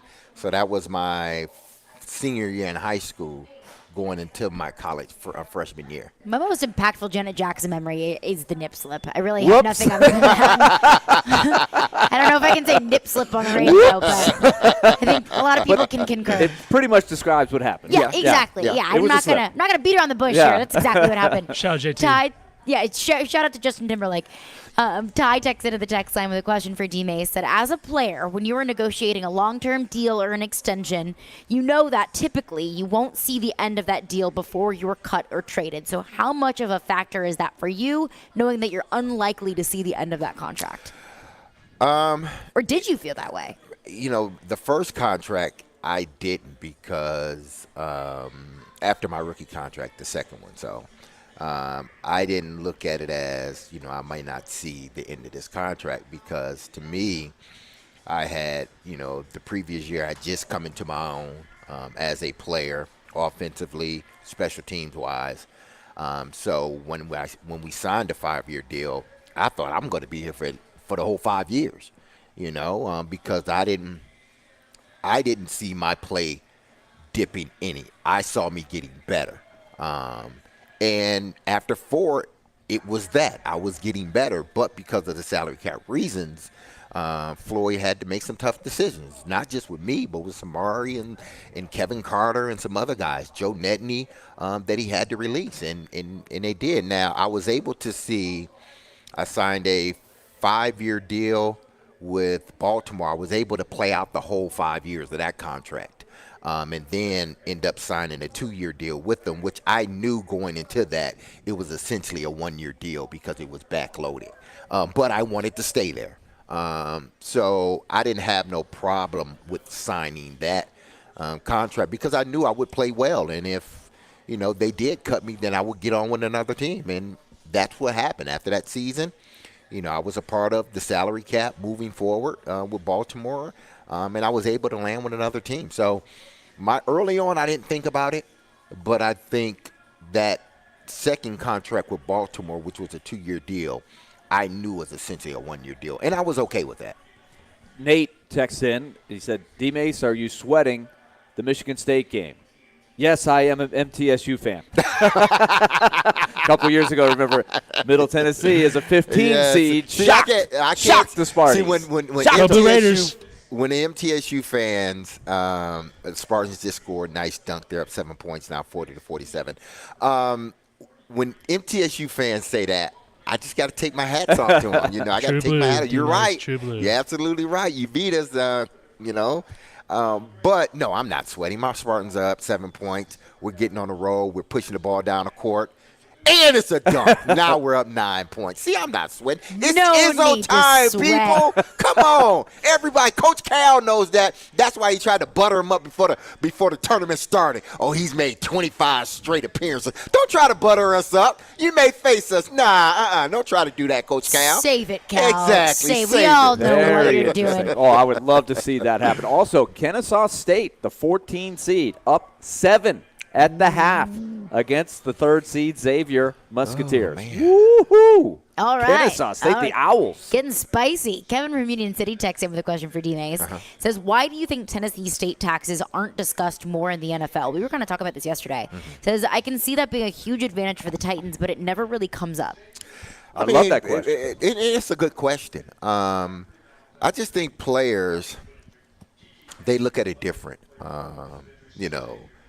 They look at it from the standpoint of, because if that was the case, all the top players will go to Texas, Florida, Tennessee.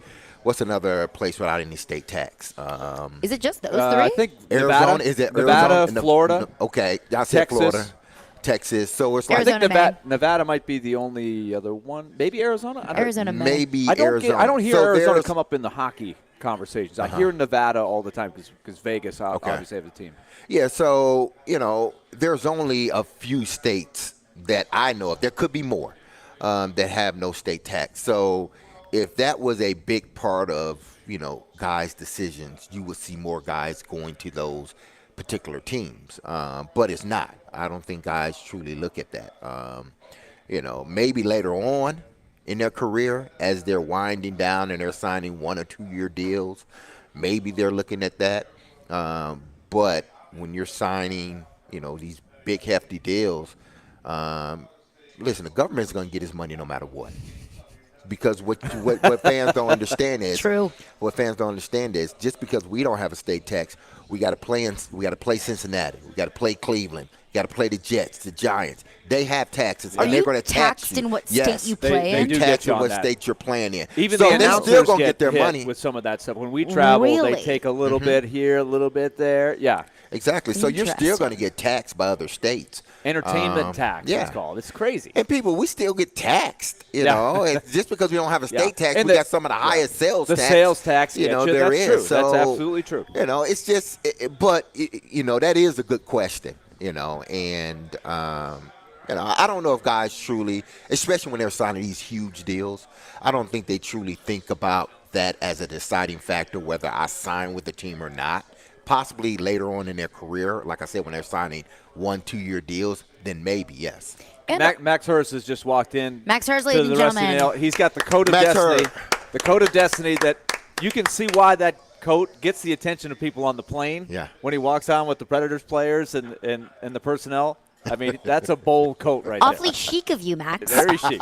Very chic. But to that point, Dmase. He wears it with pride. I don't know if players would seek out playing for the Bucks or the Titans just to escape the state income tax. Yeah. But I do think when you're talking about like the nitty gritty and you're splitting hairs with potential contracts, like with the A.J. Brown situation, I do think that comes into play. Because that's one thing that I looked at is, okay, well, A.J.'s getting X amount of dollars in the state of Philadelphia versus X amount of dollars in the state of Tennessee. How much of a difference does that make? Because that could be a difference when you're talking about millions and millions and millions of dollars. That could be the difference of $3 or $4 million year over year or over the entirety of that contract. Yeah, it could. And, maybe moving forward, maybe guys will start thinking about that.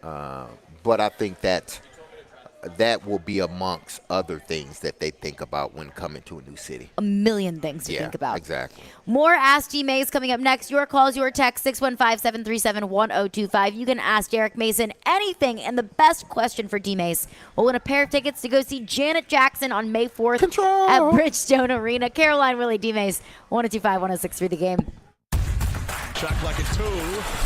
Three is good from Jordan Wright. After an amazing end-of-season run, the Vanderbilt Commodores look to win the NIT. Wright fires. Wow! Join Jerry Stackhouse and his team for every moment on your home for Vanderbilt basketball. 93.3 Classic Hits. Gary Ashton here. People walk up to me all the time and say, don't sell without the intel. This message couldn't be more true. Right now, it's a fantastic time to buy or sell your home in Nashville, but you can't do it without the intel. No one has more intel than the Gary Ashton team. So what is this intel we keep hearing about? Intel so you can sell your home without stagings or showings? Intel on where to find your next home so that you can sell your current home while the market is hot? And intel that helps you win the buyer battle and cash in on your home equity. For more intel, visit GaryAshton.com. where we can give you the insight and the most up-to-date real estate intel in Nashville. Plus, the Gary Ashton team is the official real estate team of the Nashville Predators. Get the confidence to sell your home and find the dream address without the stress. Visit us today at GaryAshton.com. That's GaryAshton.com. And remember, don't sell without the intel. This is for the men who never settle, the ones who believe only quitters end a game in a tie, the type of guys who choose the bar with the biggest TVs to overcompensate for theirs at home. This is the Lodge mentality. This is Twin Peaks. Feeling lucky? Wear some green into the Lodge, and your Twin Peaks girl will bring you a free order of fried pickles. It's St. Patty's Day, and we know you like to party. Valid at participating locations only. Get with your favorite Lodge for more details. Losing your hair? It's Chase McCabe. No matter your age, gender, or type of hair loss, it's never a good feeling when you see too much hair on your brush or you begin to notice bald spots.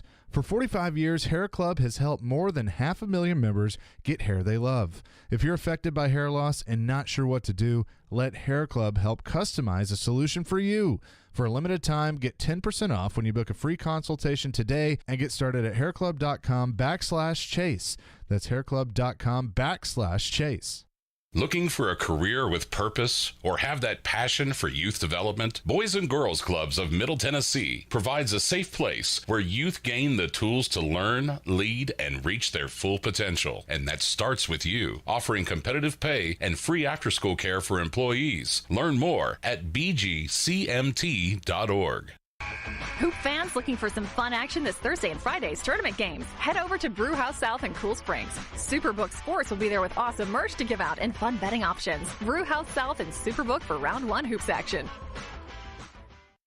Hey, Robbie Stanley here. In this March, take your first shot at college hoops with FanDuel Sportsbook and get 10 times your first bet amount in bonus bets up to $200. That's right. Just bet $20 on the bracket and you'll land $200 in bonus bets, win or lose. That's $200 you can spend betting everything from the money line to point spreads to that 5-12 seed matchup that you've been eyeing as well. All on an app that's safe, secure, and super easy to use. There's no better place to bet the tournament than on FanDuel Sportsbook. I really like the way Memphis has played lately. Keep an eye on them heading into the tournament.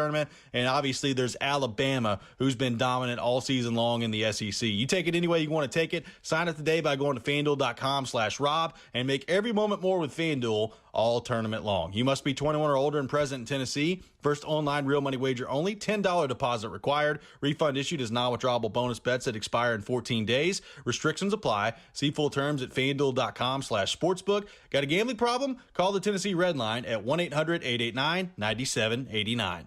One is smart. This has just been a constant trend for this team. One is funny. That's right. Funny looking, maybe. Chase and Michelle with Chase McCabe and Michelle Knezovic. Are you listening? I'm listening. Everybody's listening. Weekdays from 9 to 11. Presented by Hair Club. Hair Club. Love your hair. Live your life. On 102.5 and 106.3 The Game and the Game Nashville app. Having some fun in the midday. Yeah, it's awesome. This is Caroline, Willy, and Dmase on 102.5 and 106.3 The Game and the Game Nashville app. Dmase. He played 15 years in the NFL. Quick throw. Touchdown, Derek Mason.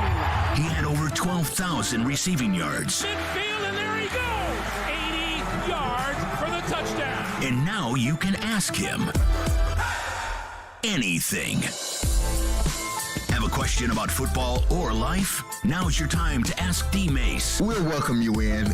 Now on Caroline, Willy, and Dmase.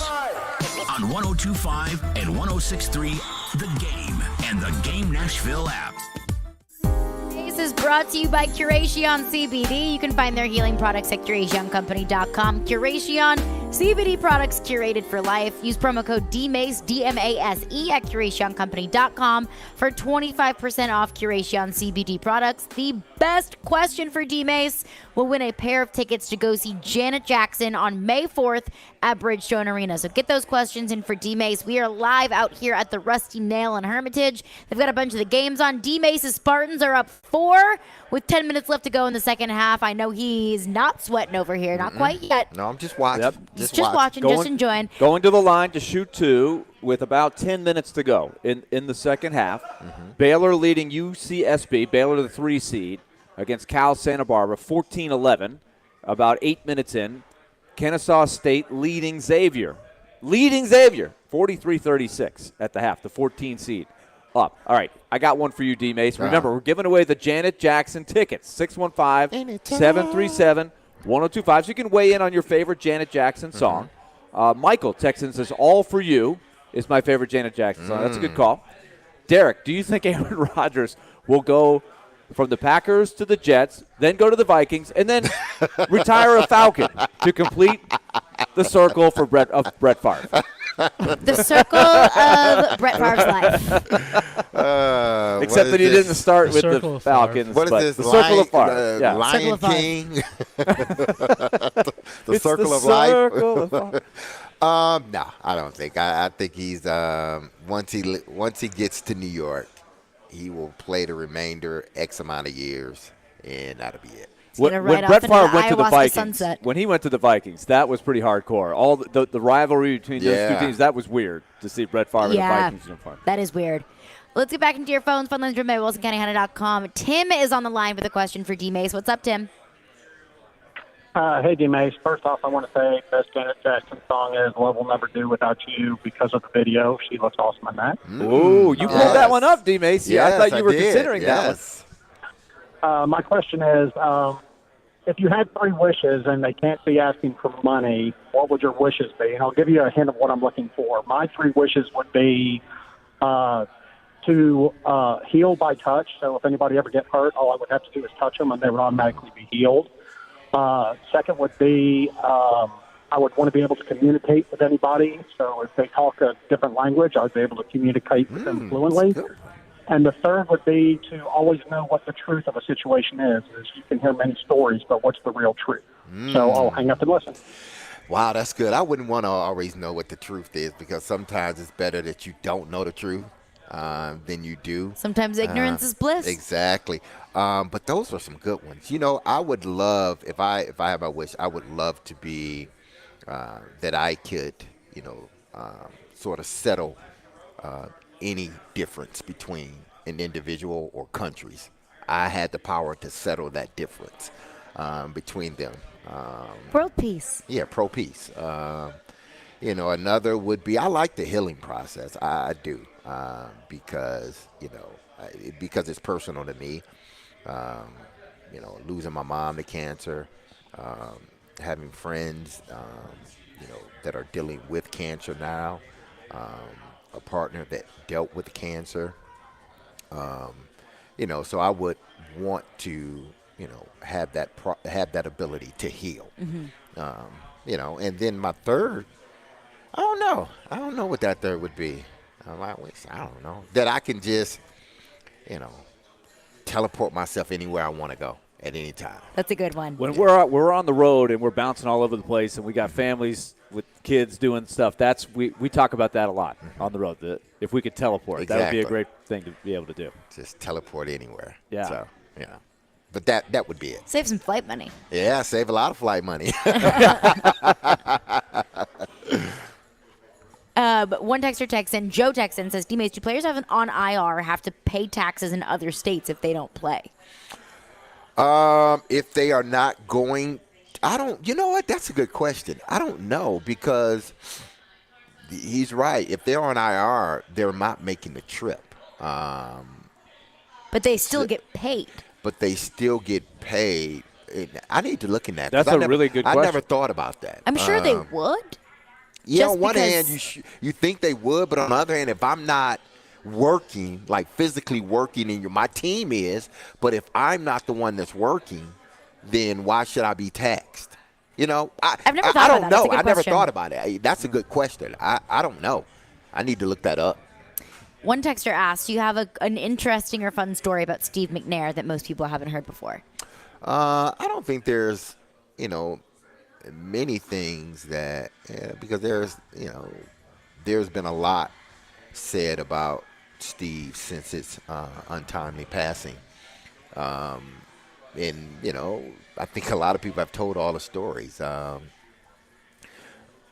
I mean for me it would be he was generous, and he was truly one of those guys that I don't think he, in a sense, worried. Like, he wasn't one of these guys that went around and, I'm Steve McNair, and, throwing his cash and his clout everywhere. He didn't come off as that guy. I never seen that in him. He was one of those guys that's just sort of just, go about his business. Country guy, loved being on the farm and loved doing the things that he did. But he would give you the shirt off his back. If you needed it. It was, I think it was more evident because I hadn't talked to Steve in a while during that period. It was after I had left and went to Baltimore, and then he ended up retiring. But there was like a 5 or 6 year period where, not 5 or 6 month period, probably a little bit longer than that, where we didn't keep up with one another. And Marcy, my wife at the time, she was doing a podcast, and she reached out to his wife and asked if he would do the podcast. He was like, yes. No, he so nice. Didn't hesitate. Like, yes. And that's just who Steve was. It was just he was a good guy. So it seemed like it. Yeah. Another texter texts in. Christopher says, Dmase, in your experience, is it possible that as a former running back, Rand Carthon has the final say over these offensive personnel moves, with Mike calling defensive moves as coach? Is that the collaboration that they spoke of? It could be, but I think Rand trusts that let me put it this way. I believe Vrabel knows exactly what he wants, and when he relays that to Rand Carthon, Rand knows exactly what to go, like players to go get. So they're always going to be on the same page. So that trust factor is there, because I've already communicated to the GM what I am looking for, and the GM is like, okay, I see why you're saying that. Let's try to make it happen. So I don't think it's a Rand, since you was a fullback, then you oversee the offense, and because I'm a former defensive guy, I'm oversee the defense. No, I think it works both ways, because he was a scout. He had to scout more than just offensive players. He had to scout defensive players as well. And Vrabel, as a head coach, you got to know not only defensive players, you got to know offensive players as well. I do think there's a good bit of truth, too. Sometimes the ones that know most about offense is the defense, and vice versa, because they're the ones reading it. And you look at, 3 signings that were made that just seemed like total Rand Carthon guy moves. Azeez Al-Shaair and Arden Key, they're both defensive guys that have ties with Rand Carthon. And I think that through the interview process, Rand Carthon and Mike Vrabel probably have a good idea, offensive, defensive, special teams, whatever it might be, of the kind of players that they want. It's probably the reason why Rand Carthon got the job. One texter texts in and calls you crazy, Dmase, for saying that Derrick Henry won't be here next year. I mean, I could be. Listen, I've been called worse, okay? But listen, there could be, under a scenario, Derrick Henry is back, but I think that scenario is very slim, because it's just like this has nothing to do with Derrick Henry, the person. This has everything to do with Derrick Henry, the contract, Derrick Henry, the player, and, not holding on to him 1 year too long, as you and Willie have said time and time again. You want to be able to get something for him a year earlier than try to get something for him a year later. 615-737-1025 is our phone number. Remember, the best question for Dmase will win a pair of tickets to go see Janet Jackson on May 4th at Bridgestone Arena. Appreciate everybody for participating in Ask Dmase. But coming up next, it's rumor season, and rumor season is rumor seasoning yet again. We'll get into all that coming up next. Caroline, Willy, Dmase, 102.5, 106.3, The Game. Live and local. Are you going to pay $20.2 million for someone who's struggling this much to stay healthy? And your source for Nashville sports. The players got to play better, and they're the ones actually out on the court, and they got to execute. We are Nashville's best sports talk. 102.5 and 106.3 The Game and the Game Nashville app. Buddy, the Predators are back in action tomorrow. A very, very big game. A meaningful game against the Winnipeg Jets tomorrow afternoon. A matinee one. That's when you're going to want to be in Smashville to catch. And when you go to Smashville, you'll see the Lee Company display all over Bridgestone Arena. And they also will give you the coverage on 102.5 The Game. It'll start with Max Hurst 1 hour before every Predators game. And so get up, get it cranking tomorrow. Predators-Jets, biggest game of the season so far. Nashville just 4 points back of the Jets with 3 less games played. So they've got a shot to get really, really close to the playoff edge here. That's one you're going to want to see. Meanwhile, Lee Company always has you covered. Look, rain, shine, cold, heat. You got to keep your house in order with all of these things. You never know what's around the corner. That's why the home maintenance plan is the best way to go. Preventive maintenance, year-round coverage. You get annual checkups, of your heating, cooling, plumbing, and electric systems. And if you do that, you pay a very small monthly fee, but you get discounts on the repairs if and when they are needed. It's a good system. It keeps you on top of things. You're going to find the little problems before they become big problems. So get on it, 615-567-1000 for Lee Company. That's 615-567-1000, or go to leecompany.com. Lee Company, proud sponsor, Nashville Predators. ElectronicExpress.com. We make it happen. Finding great people to hire is like trying to find a needle in a haystack. It's pretty difficult, right? Well, ZipRecruiter has mastered finding a needle in a haystack, so they take it to the next level. They make hiring so simple that it's like finding a needle in a needle stack. And that's why you should try ZipRecruiter for free at ZipRecruiter.com/radio. Here's what it's like to use ZipRecruiter. They have so many qualified candidates that it's easier to find the right ones for your roles. In fact, 4 out of 5 employers who post on ZipRecruiter get a quality candidate within the first day. That's a lot of needles. So how do they do it? ZipRecruiter's powerful technology sends you candidates who are a great match for your job, and you can even invite your top choices to apply. So if you want less hay and more needles, head to ZipRecruiter. And right now, you can try ZipRecruiter for free. That's right, free at ZipRecruiter.com/radio. That's ZipRecruiter.com/RADIO. ZipRecruiter.com/radio. ZipRecruiter, the smartest way to hire. Your Game Center update.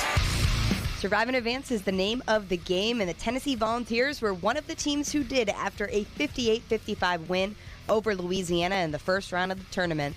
Some other teams didn't have the same outcome. Furman pulls the upset over Virginia, and the 15-seed Princeton beats the 2-seed Arizona. The Nashville Predators, after a long road trip back in Nashville last night, and fell to the Blackhawks 2-1. Here was John Hines after the game. No, I mean, we had some really good looks. Obviously, a couple breakaways, 2-on-1s, penalty shot, and had some other looks that didn't go in. But I think in general, to recap it, I thought in the second period we were really perimeter offensively. We didn't win a lot of puck battles. We were light on the puck. It was a lot of one and done. We played on the perimeter, and we didn't win battles on the perimeter to get to the inside. Vanderbilt will face Michigan at 11:40 tomorrow for the second round of the NIT. And later in the day, Tennessee will face Duke in the second round of the NCAA tournament at 1:40. This report is brought to you by the law offices of Amanda Gentry. I'm Michelle Knesvik for 102.5, 106.3 The Game. For more, follow us on Twitter at 1025 The Game or visit thegamenashville.com. Live from the Hiller Plumbing, Heating, Cooling, and Electrical Studios. WPRT-FM Pegram, WPUC HD2 Laverne. Bobby and Rex Road. Chase and Michelle. Caroline, Willy, Dmase. Stone and Company. Nashville's best sports talk. Crank it up. 1025 and 1063. Crank City score. On both sides of the one big possession. Touchdown, Middle Tennessee. The Game. A Cromwell Media Station. Covering your teams and the news of the day. Ladies and gentlemen. This is Caroline, Willy, and Dmase. Who is pleasant to listen to. With Caroline Fenton, Willy Donick, and former NFL wide receiver Derek Mason. You are hands down my favorite radio personalities of all time. On 1025 and 1063, The Game, and the Game Nashville app. With no further ado, Caroline, Willy, Dmase, 1025, 1063, The Game, and the Game Nashville app. We are live from the Hiller Plumbing, Heating, Cooling, and Electrical Game Studios, streaming live on Twitch, Twitter, YouTube, and Facebook Live every single day. Our video streaming is brought to you by Superbook Sports, and we are out here at the Rusty Nail in Hermitage. Max just got some wings that look really good, so I will definitely be getting some of those later. Yes, got I'm drink doing the same. specials. There's all the games on, so I know Michigan State. Dmase is hopping out of his chair. Michigan right. State USC is getting into the nitty-gritty. Michigan State up 66-51. Kennesaw State. Kennesaw State up 11. Up 11 on 3-seed Xavier. We will keep you in updated. the second half. Come on, Xavier. Now, Dmase, you've got mixed feelings right now. You love that the Sparties are winning. That's the first priority. But where did you have Xavier going in your bracket? Xavier going to the Final Four. Uh-oh. I know. Uh-oh. I know. Xavier is 1 of 8 from 3. 14 for 33 from the floor. So they're not shooting it well. That might be bad. I got to believe a little tightness is setting in here. Kennesaw State shooting over 50% from the field. So they are playing really well. Also, Cal Santa Barbara, another 14 seed. leading Baylor 26-22 with 6 minutes to go in the first. VCU just underway against St. Mary's. All right. So, a bunch of tournament action today. We'll keep you updated all day long with the tournament news. The Predators last night fall to the Chicago Blackhawks at home 2-1. And I viewed that as being such a key game because the Predators have an incredibly difficult stretch coming down the remainder of the season. So you got to pick up those wins where you can get them. Off night for the Preds last night, Willie. Yep, it was a bummer. They've won 10 games by a score of 2-1, which is hard to do in the league. It's the second most wins in the league, scoring 2 or less. Most nights you need to score 3 or more to win, but they have UC Saros. They have Kevin Lankinen. So they've won a bunch of those. Last night they just couldn't get the goals. They had a breakaway early in the game with Phil Tomasino. I thought early in the game they had that loose feel to them that I've seen the last 10 games or so where they got nothing to lose. They got the chip on their shoulder. They had that. They didn't bury one early. They had a 2-on-1. They had a power play early. At the end of the first period, they gave up kind of a freaky goal where Dante Fabro dives. He blocks a pass, but then his momentum carries him into UC Saros. Everybody went into the net, including the puck. So Chicago had the lead. From then, this is just the way I saw it. I thought the Predators played a little nervous and tight. Like, hey, we're supposed to be winning this game. Why aren't we winning? And that's the first time I've seen that since the weight was lifted and they made all the trades. They're feeling the weight and they were come back feeling it on. a little bit, and they just couldn't get it right. They just didn't quite have the attention to detail to finish, so they left some points on the table because Winnipeg lost to Boston. So it would have set up a scenario where they could have won tomorrow against the Jets and been in the playoffs after tomorrow. But that's not possible now. First time the Preds would be in a playoff spot since when? Way back. December, maybe? Oh, I don't even know. Before? I don't think they were ever in it because they got off to a bad start. Remember, when they came back from Prague, right? They had a 3-8-1 stretch, and so I don't think they've been in the playoffs since then. So still, because Winnipeg lost, they still have played 3 less games than the Jets. They've got the Jets head-to-head tomorrow. It's still a huge game. So we'll see what happens. I don't know if they're going to get anybody back in the lineup tomorrow. I'd be surprised. And so, again, you ask yourself, what's too much to ask with who they're putting out there right now? Missing Johansson, Forsberg, McDonough, Carrier, Parsonen. It's just a lot. They kind of – it was a little bit of a reality check, a correction, if you will, last night. But let's see if they can get back on it, get off to a good start. The Jets have been feeling some pressure. They haven't been playing great. They've got some injuries, so we'll see about tomorrow. Also, keep this in mind, the Predators called up their first-round pick or signed their first-round pick to come over to Milwaukee, Joachim Kimmel, who everybody was really surprised was still available where the Predators picked last year. I think it was 17th in the draft last year. They did not, usually they put a jersey. They make about 4 or 5 jerseys of the players they think they might pick in the first round so they can bring it up to the podium, hand it to the guy. They didn't make a Kimmel jersey because they just did not think he would be sitting there at 17. He was. They drafted him.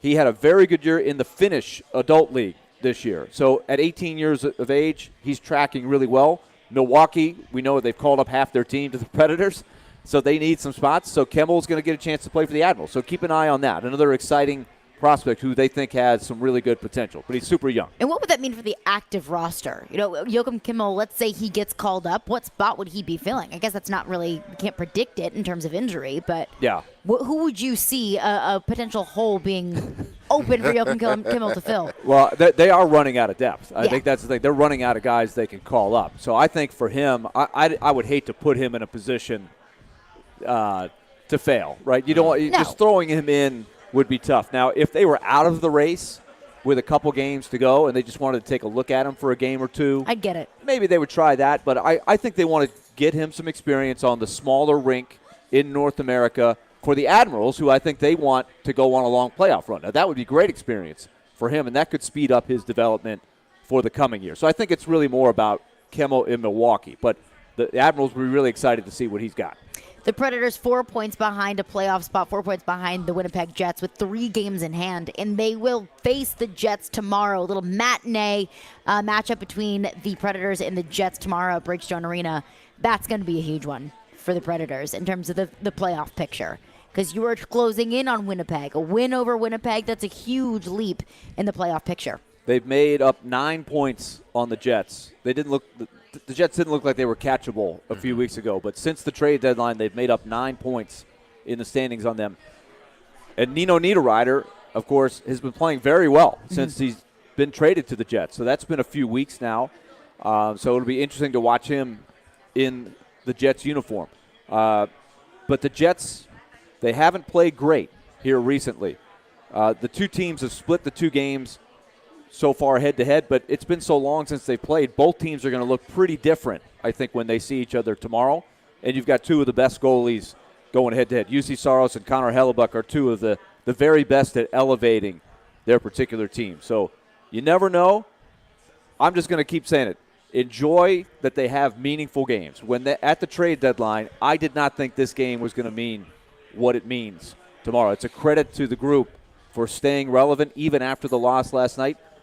I'm just saying I'm glad that this game has some meaning and has some juice to it. So we'll see what the kids can do. And it's fun. It's just fun. It is so fun. Last night was watch. not fun. Last night was, for the first time, it's like you're disappointed. When it was before, it was like, hey, let's see what they do. Who knows what they're going to do? Hey, they won. Hey.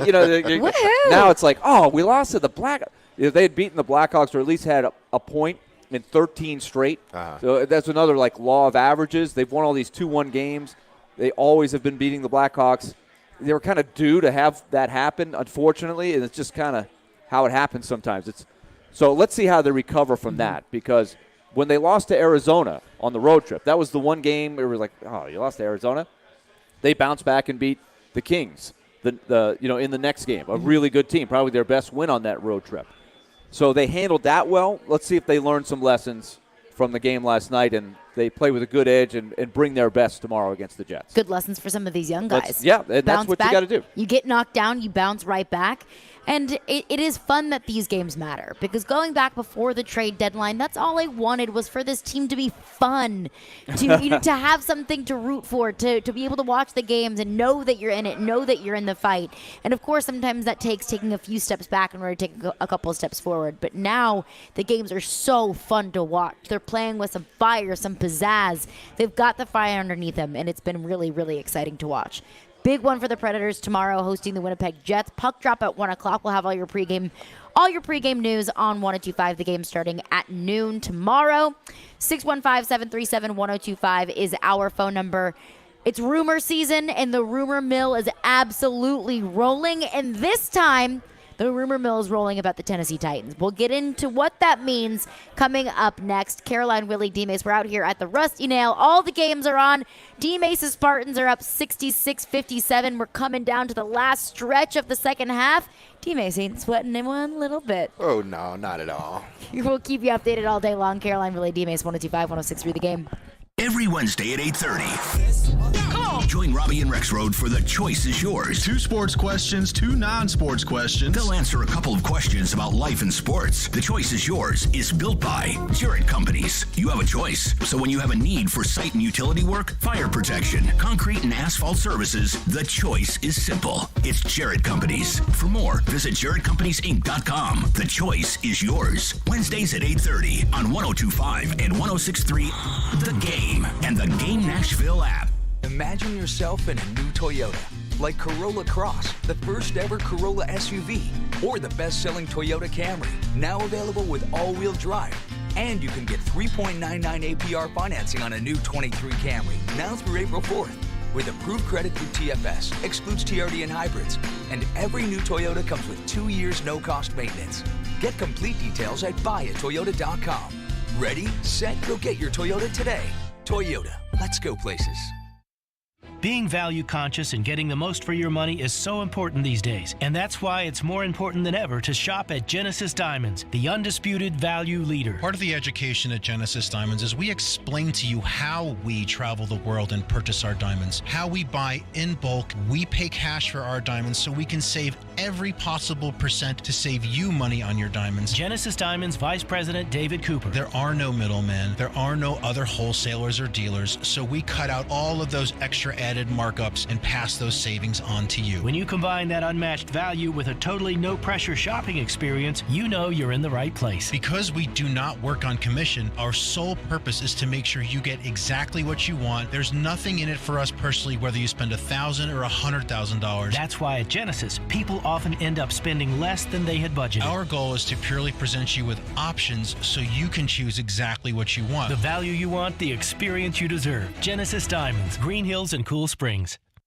For one day only, Saturday, March 25th, get 5+ acres and a new cabin package on sale for only $69.9 during the Nashville Acreage Grand Opening Land Sale. Don't miss this once-in-a-lifetime opportunity to get the best of both worlds. Flat, usable, prime Nashville acreage with the biggest and most spectacular ridgeline views in the entire Nashville area. Priced below market prices. Come explore this recreational paradise and make your dreams of owning exceptional Nashville acreage a reality for less. With 5+ acres and a new cabin package for just $69.9. Best of all, these properties include first-class infrastructure like county water, electric, and county road frontage. All huge advantages in today's market. Appointment times are filling up fast. Call now to book your private tour. 615-437-6348. That's 615-437-6348. Cabin kit package for materials only. Delivered to site by third party. Taxes and delivery not included. Price is subject to change without notice or obligation. Call for complete details. An equal housing opportunity.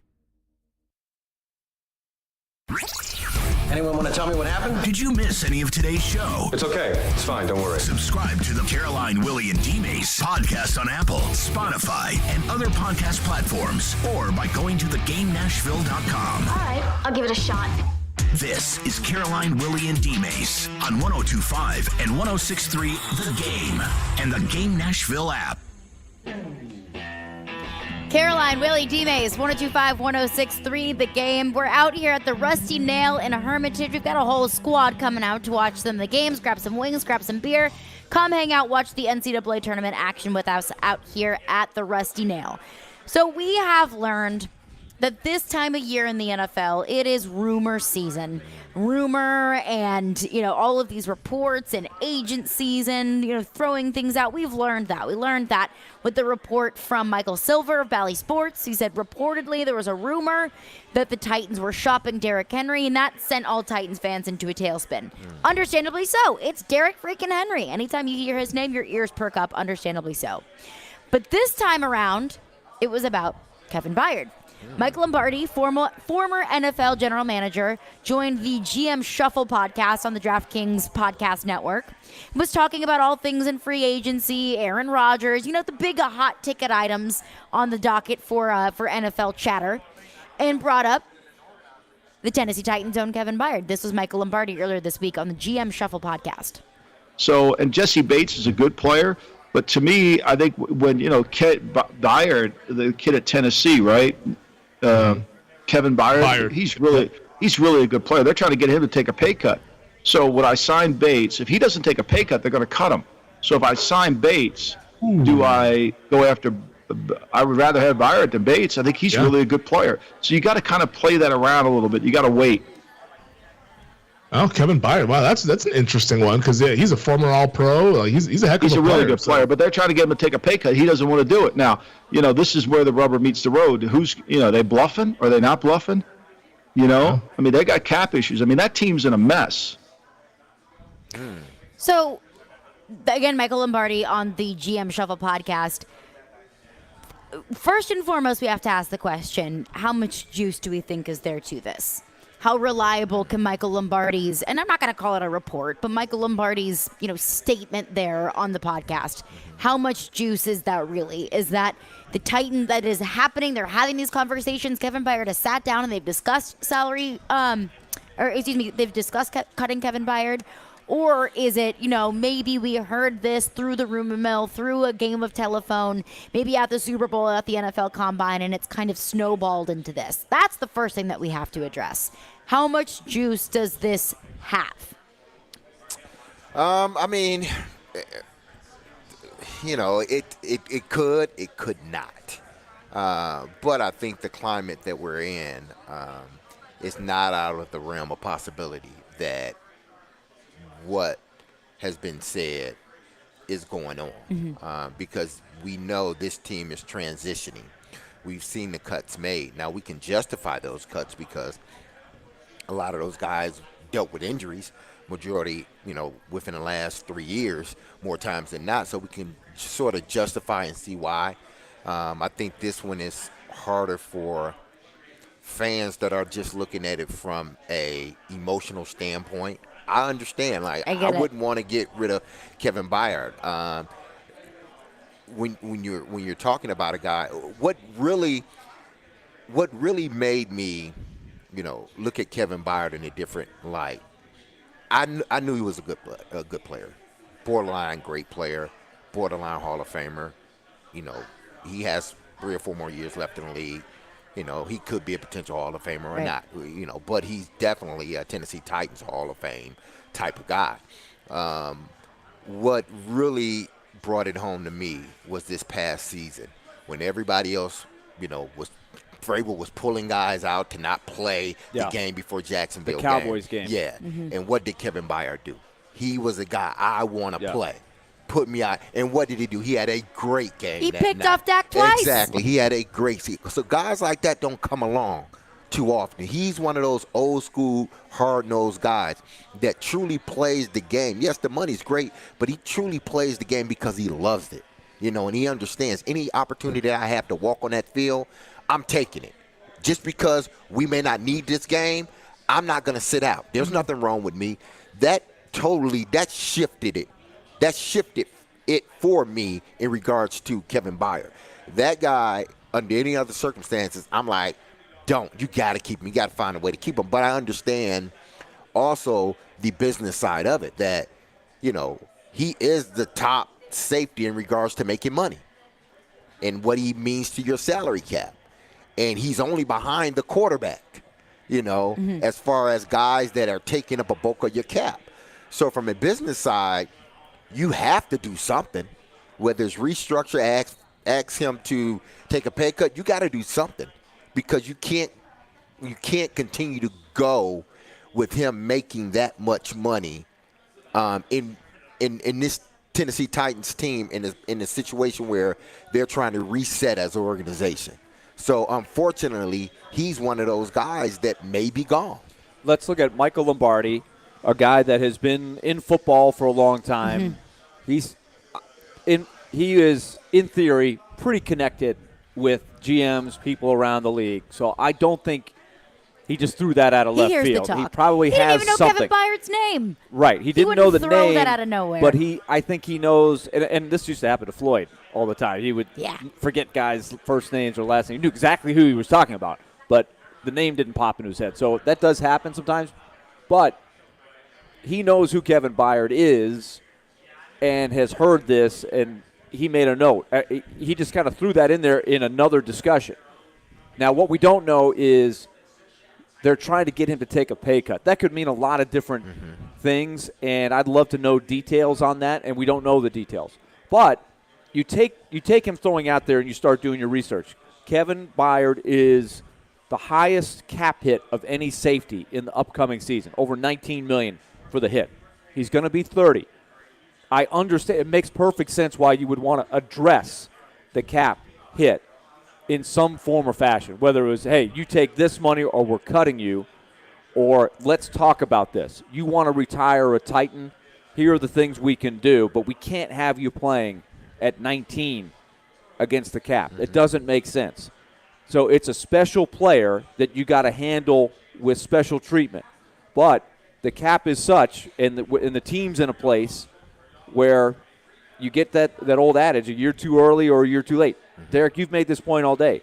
At some point, this was going to come up, whether it's this year or next year. You might as well start talking about it this year, as special as Kevin Byard is. But Rand Carthon's coming in. He's not emotionally attached to any of these players. He's just looking at the docket of contracts on the cap, looking at how much cap space he's at, looking at all the needs of the team, and he's going over salaries, saying, man, that's a big chunk. It's a big chunk. Did you say second only to Ryan Tannehill? Cap hit. He's a safety, right? He's an extremely important player. But that's just out of whack with what you normally would pay a safety. So how could you address it? What are the options? I think it's fair that they've got to discuss that. Well, and he could say, listen, this was the last regime that did the contract and then restructured the contract. Yeah. This is not what I want to do, or this is not what we want to do moving forward. And I think that when you look at the options, the cap hit is too high. Okay, so a pay cut is absolutely on the table. That is team friendly, and that is the player taking one for the team. If a player doesn't want to do that, I don't blame that player in the slightest. You signed me to this contract, whether it's the GM or the organization as a whole. You signed me to this contract. This is the money that I earned. This is the money that I deserved at the time. It's my money. I'll take it. And I don't blame a player for saying that. I don't know if that's how Kevin Byard would approach the situation. I don't know what his priorities are. If number one priority is playing in Tennessee, number two priority is money, then he would take a pay cut if that's his higher priority. I don't know what Kevin Byard's priorities are. The second one would be either converting to signing bonus or restructuring the deal. But both of those things would require more cash up front. And what's one thing that we've heard about the Titans this season? They ain't got a whole lot of cash to spend. At least that's the rumor that was going around the NFL Combine, is that the Titans don't have it and they don't intend to spend a whole lot of cash this season. So if the Titans did cut Kevin Byard, then maybe Michael Lombardi's statement on this podcast of saying take a pay cut or we cut you is because they just simply don't have the cash on hand. And that is kind of putting your team in a tough position. Because Kevin Byard's a leader on this team, a leader locker room. I mean, when Kevin Byard's on the field, it's just a difference maker. He is a good player, a good guy. He personifies everything that this team is. Playing tough, playing hard, playing for your team. And that would be a really tough hit to take because you just simply don't have the cash to give to him to be able to make it work in the cap. You also made a point that's worth repeating, and that is the June 1st date. Tell people the June 1st significance of his contract, which tells you a little bit of the timeline that they have to sort of discuss this, because once they get to June 1st, the picture changes a little bit. Totally. So right now, Kevin Byard is due $14.1 million in base salary. His cap hit is $19.6 million. Now, if they decided to cut him today, his dead cap would be $13.632 million. So that's money that the Titans would just have to eat. But they would save just shy of $6 million against the cap. $6 million versus Kevin Byard. Give me Kevin Byard all day long. $6 million wouldn't be worth it. But if the Titans did decide to wait until June 1st to cut Kevin Byard, that cap hit would only be 5.5, and you would save 14.1.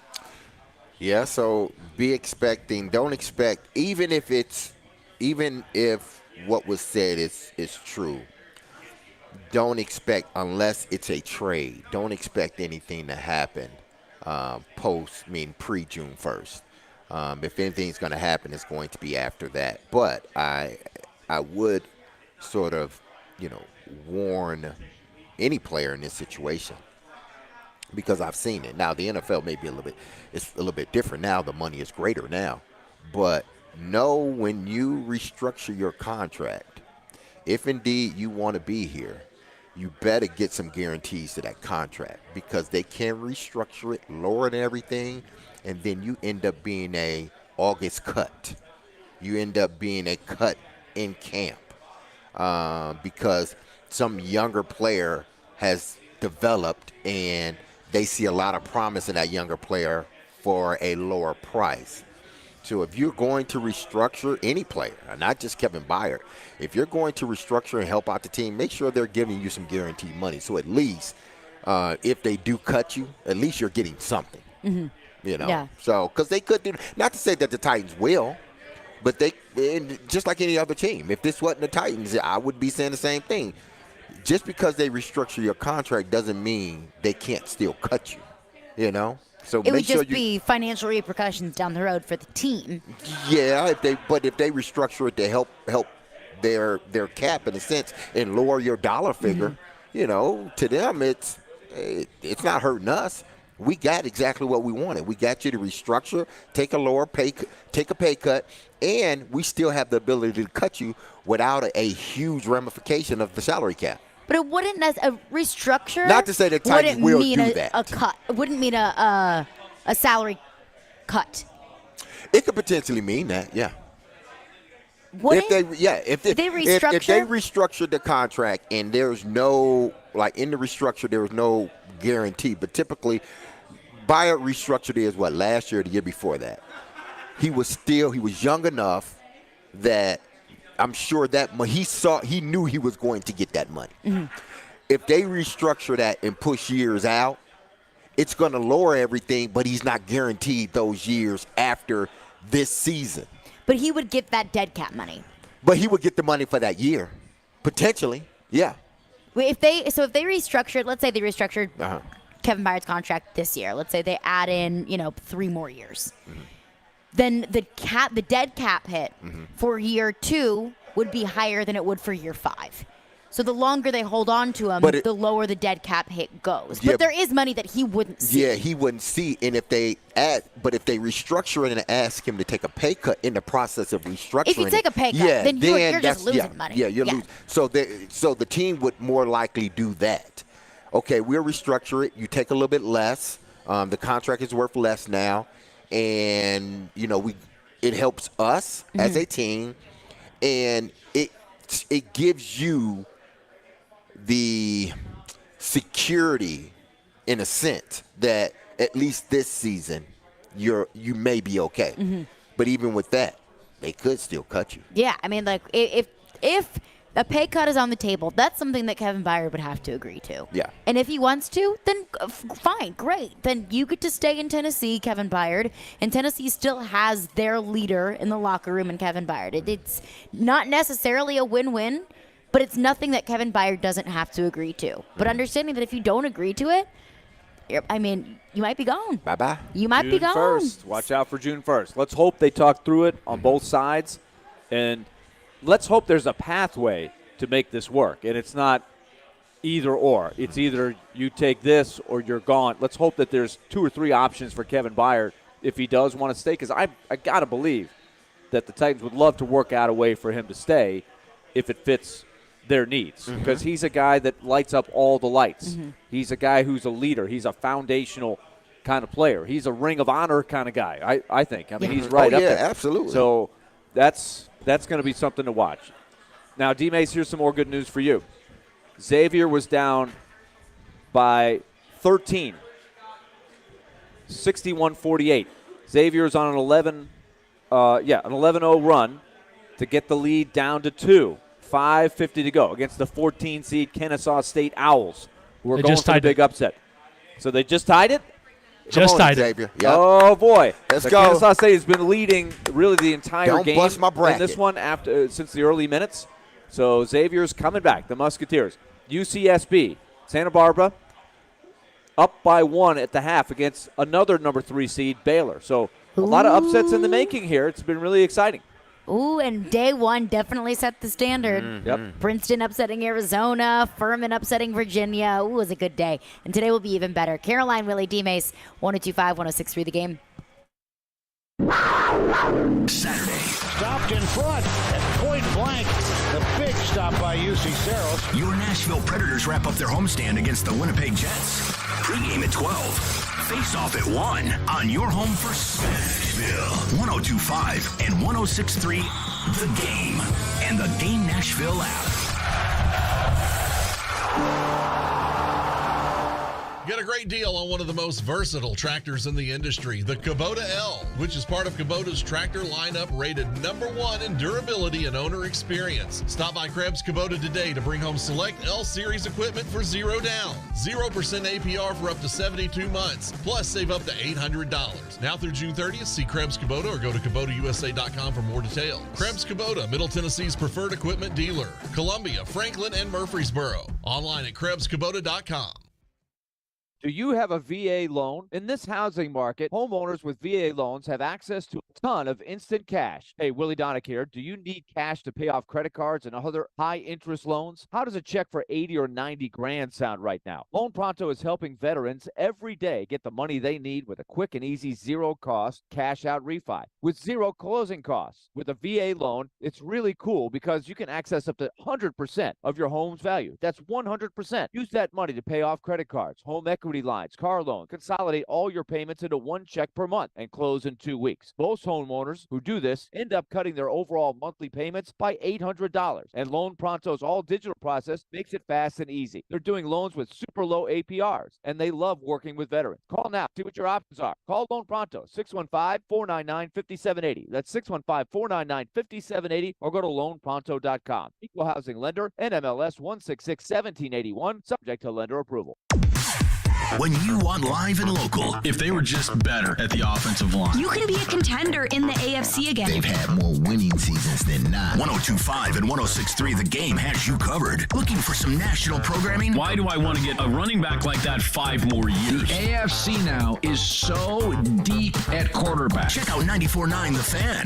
Nashville's home for all things sports is 102.5 and 106.3 The Game and 94.9 The Fan. Hey, this is Jordan Rogers, and you're listening to Nashville's best sports talk, 102.5 The Game. For me? Yeah. Well, this is my legacy, man. I've played my college ball here in Tennessee. Just finished my 7th year here in Tennessee. I would love to be able to retire as a Titan. This team, this city, this organization, the fans, community, it means a lot to me. It means a lot to my family. So definitely wouldn't want to play any other place, any other city, any other organization other than Tennessee Titans. There you go. That was Kevin Byard at the end of this past season. Nowhere I'd rather be other than Tennessee. I want to retire a Tennessee Titan, but coming out from Michael Lombardi, reportedly, what he said on the GM Shuffle podcast on the DraftKings podcast network, the Titans either want Kevin Byard to take a pay cut or they're going to have to cut him. And I think that the Titans are kind of hovering over a really dangerous territory in terms of their reputation, both around the league and within the locker room. Because there are the reports that come out about potentially, trading Derrick Henry or Derrick Henry being shopped. Probably because, one, the Titans want to get out a year early before a year late, and that's also a pretty hefty price tag, a $16 million cap hit for Derrick Henry this year. And this with Kevin Byard. Take a pay cut, we're cutting you. A player that's been incredibly reliable, incredibly consistent, and both on the field and in the locker room as a leader and as a player. And also, you're undergoing contract negotiations with Jeffrey Simmons. When it just came out, a few months ago in his sit down with The Athletic, when reportedly the Titans told him, we don't know how we're going to pay you. The rumors coming out at the NFL Combine, the Titans just don't have cash to spend, and they're not going to spend it this season. I fear that the Titans are hovering over very dangerous territory. The more and more they make these moves, or the more and more these rumors come out, that they just don't have the money. And that's a very scary position to be in if you are currently a young guy in this locker room, and a scary position for the Titans in terms of the rest of the league whenever you're going through free agency. I mean, every team goes through this. Some more times than others. Some it's every, 10 years they go through this. Mm-hmm. So this is not like uncharted territory for the Titans, but for the NFL period. Players are not going to not come to Tennessee because of what they've seen done. But because of what they also seen done is them give Kevin Byard that massive contract when he played well. Give Derrick Henry that massive contract when he played well. Give Ryan Tannehill a massive contract when he played well. So there's situations where, the Titans did exactly what they were supposed to do. You play well, we pay well. But they also... You always get hurt? Yeah, you always get hurt, paid. you get cut. We brought in Bud Dupree on a massive contract. He wasn't playing he wasn't available when we wanted him to. He was hurt. 2 years later, you're out the door. That's just how the league is. So I don't think it would deter players from coming here because players understand that, listen, if I play well, they're going to pay me.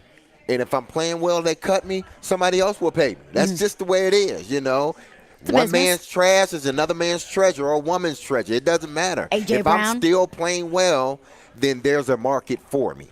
And Kevin Byard is still playing well. So if the Titans choose to cut him after June 1st, best believe there will be at least 3 or 4 suitors wanting him to be a part of their team. No question, but just not at $19 million. Yeah, not at that cap but number. That's what everybody would be drooling over is if he got cut and you could sign him to a new, brand new, structured, any way you want to do it, he would be really attractive on the market. That's the point I think that Lombardi was making. Yeah. If he jumped in there to the market, wow, people would be like, exactly, jumping one of the top on safeties that. in the league. That's why I think the communication is going to be so important because it's got to be, and Derek, you know this as well as anybody, it's got to be a blow to your ego when the team comes to you and says, we have to address your cap figure. So how you do that, the language you use, the tone is very important. Because I think if I'm trying to sell that to Kevin Byard, I'm saying, look, this is not about you as a player. You're everything we've ever wanted you to be. We signed you to this contract, but this is the reality of where our team is right now. We just can't have you playing at 19.6. We can't make the numbers work. So how do we get around this? We want you to stay. Here's what we can do, and go from there. And he might say, look, thanks but no thanks. I'm going to go somewhere new. I'm going to maybe jump on a team that's got a chance to win. I'd love my time here, but let's part ways. There's a lot of ways this thing could go. Now, did I hear correctly? I probably I don't know if I did or didn't. But did they ask Ben Jones to take a pay cut? And we don't know. Yeah, we don't know. It was sort of might have been a rumor that was out there that the ASME said no, but we don't know definitively whether that was the case. What we also got to realize is this, because it's not just that. I wouldn't be surprised. Yeah, I wouldn't be surprised. Because of the respect that Ben Jones has. Exactly. It's very similar to Byard. Hey, Ben, here's where you are in your career. 2 concussion protocols last year. Here's your cap figure. We'd love to have you, but the numbers just don't quite work. We got limited funds here. And Ben might have said, nope. Nope, I'm not doing it. We do know that they gave him the option to either retire or get cut. Exactly. And he probably looked at it like, okay, if you do want me to take a pay cut, I'm not interested in that. Exactly. Let me go look at the market, see what's available, and then, from there we'll figure it out, whether I retire or get re-signed. But you're not going to force me to retire. No, yeah. But even with this, with Kevin Byard, what you got to understand also is, how does he view this team? Not how does he view the city. How does he view this team and their potential of winning right now? Because if you're not if this is a 3-year deal, 4-year deal where we're resetting it, it won't be until really 3 to 4 years where we're back on top. Does he want to live through that 3 years, or does he want to? Does he say, no? Listen, I feel that I'm worth more, or I am worth the money that you are supposed to pay me. You cut me, I go somewhere else to a contender.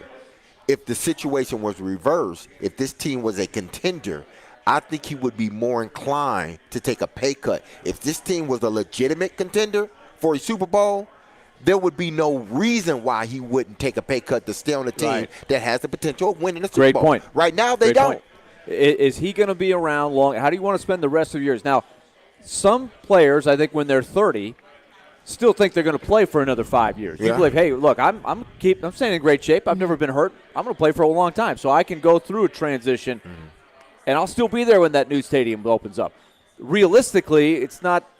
You don't know, but some people would say, look, I've only got. It's a year to year at this point. How do I want to spend the rest of my career? I could end up getting cut, go on a really good team, and jump on there, be part of a great defense, and a chance to win a Super Bowl. That's an option for you. I also don't think this is the only player they're going to have these conversations with. You mentioned Ben Jones. I think Derrick Henry, there's going to be that conversation with him at some point, maybe Tannehill. A lot of these veterans here, right? Basically every veteran that's making a big cap hit, they might have to have that discussion. Can you imagine having that discussion with Derrick Henry? How tough that would be. I think they already are having those conversations. I think you're right. When that report from Michael Silver came out, now that we're getting Derrick Henry, Kevin Byard, 2 guys that I think a lot of Titans fans have viewed as untouchable, as guys that are going to be here forever, they're cornerstones of the franchise. If you're having conversations with those guys, I don't know if anyone's off the table, Ryan Tannehill included. There was only one guy that wasn't untouchable, and that was Bruce Matthews. Everybody else is expendable. Eventually, got to get rid of Bruce. I don't know how he did it. Well, I know how he did it. He just played exceptionally well, a lot, but he knew his job and he did it. But beside that, I'm like, man, Bruce was able to stay around here for 20 years, and then he finally retired when he couldn't do it no more. He was grandfathered in. Exactly. He couldn't do anything with him. But yeah, I think that it's very fair point to bring up what are Kevin Byard's priorities. If it's staying here, then you can have those conversations. If it's making as much money as I possibly can before I can't play this game anymore, then I'm sorry, I'm not taking a pay cut. And I don't blame Kevin Byard for it. Listen, they cut Kern, who at one point, Kern was the best player on their team. And they cut Kern, the most senior player on the team at one point. Maybe not senior, but had been with the Titans for the longest of anyone else. 615-737-1025 is our phone number. We'll get your last Kevin Byard thoughts on that coming up next. Plus, we talk about kind of the off-the-field perception of what some guys in the locker room might look at the Titans doing with the money, what some guys around the league might think about it. But let's say if Kevin Byard is not a Tennessee Titan in 2023, what kind of repercussions does that have on the field? Caroline, Willy, Dmase, 102.5, 106.3 The Game. The crowd is standing on his feet. It's in the hole! It's in the hole! Join 102.5 The Game for the second annual Music City Celebrity Golf Tournament, benefiting Souls for Souls, June 7th at Hermitage Golf Course. Put your team together and come play with athletes, musicians, and other local celebs. Be the ball. Support a great cause and have loads of fun. Plus, you'll have the chance to win awesome prizes. Sign up to play, sponsor, or donate at theGameNashville.com/golf. Interest rates are rising, but not at Spring Hill Heating and Cooling. Replace your old unit fast before new regulations increase prices up to 20%. Get a new unit today at today's price and receive up to $1,500 off, or get 18 months of no payments so the first payment is not until summer of 2024. At Spring Hill Heating and Cooling, all new systems come with a 10-year parts and labor warranty. Schedule your appointment now at springhillac.com. That's springhillac.com. Yes! Hey, Jim, everything okay? Did you see that catch? No. Yeah, I'm happy about the touchdown. Just things are kind of off with me and Tiffany. Hey, what's going on? It's a little embarrassing, but I'm not making it happen in the bedroom. I don't know what's going on with me. And now Tiffany's upset. She thinks I'm not attracted to her anymore. Hey, I had the same problem. But, man, I found a secret. Oh, yeah? I started going to the Tennessee Men's Clinic for treatments, and boom, our sex life improved. Plus, I started taking testosterone, and I've got loads more energy. Tell me more. Maybe it'll work for me. The people at Tennessee Men's Clinic are low testosterone and ED specialists with multiple treatment options. It definitely helped me. And I got to tell you, now I can go the distance every time. Heather says I'm better than ever. Hey, I'm in. What's their contact info? You can book appointments online or just give them a call. Great. Thanks, man. Hey, could you move away from the TV? You can't see. Your first visit to the Tennessee Men's Clinic is only $99. Book your appointment today. Call 615-208-9090 or book online at TennesseeMen'sClinic.com. Visit our website to learn more, including side effects, treatments extra. Results vary. Hey, it's Jared from my official sportsbook app, the FanDuel Sportsbook app. This March, take your first shot at college hoops with FanDuel Sportsbook and get 10 times your first bet amount in bonus bets up to $200. That's right. Just bet $20 on the bracket, and you'll land $200 in bonus bets, win or lose. That's $200 you can spend betting everything from the money line to point spreads to that 5 versus 12 matchup you're eyeing. All in an app that's safe, secure, and super easy to use. There's no better place to bet the tournament than with FanDuel Sportsbook. Sign up today by going to FanDuel.com/JGM and make every moment more with FanDuel all tournament long. I love the Duke Blue Devils. I think they are red hot. 21 and older and present in Tennessee. First online real money wager, only $10 first deposit required. Refund issued as non-withdrawable bonus bets that expire in 14 days, and restrictions do apply. See full terms at FanDuel.com/sportsbook. If you do have a gambling problem, please call the Tennessee Red Line at 1-800-889-9789. Take as little as 3 minutes to see if you could save on motorcycle insurance with Progressive. Come on, you've spent more time than that thinking about helmets with faces on them. I should get a new helmet. Ooh, maybe I'll get one of those ones that looks like a face with painted teeth and eyebrows, you know? Oh, that always looks so cool. People are like, whoa, is that a person with two faces? Oh, no, it's a helmet. And one face. Get a quote in as little as 3 minutes at Progressive.com. Progressive Casualty Insurance Company and Affiliates. Sometimes he gets lonely and needs some company. 10 for 17 for 45 yards in his career with 1 interception. This is one of those years where it's a step back for them. And that'll create more one-on-one situations and make it easier for him to throw the ball down the field. It's Stillman and Company. You've got real talent. With Jared Stillman, weekdays from 2 to 6 on 102.5 and 106.3 The Game and the Game Nashville app. Having some fun in the midday. Okay, that's really fun. This is Caroline, Willy, and Dmase. It's a good source of energy because it's live. On 102.5 and 106.3 The Game and the Game Nashville app. Caroline, Willy, Dmase, 102.5, 106.3 The Game and the Game Nashville app. We appreciate the Rusty Nail for having us for our show and all day long. This place is a blast. They've got all the games on. The wings look great. I know they've got beer specials going on all day long. So make sure to hang out and watch the rest of the games today at the Rusty Nail. We know y'all took off work anyway, so may as well come out here and grab a beer and enjoy the day. Breaking down the statement that Michael Lombardi made on the recent GM Shuffle podcast on the DraftKings podcast network, and he said that he heard if Kevin Byard does not take a pay cut, then the Titans are going to have to cut him. And I see your text in the text line.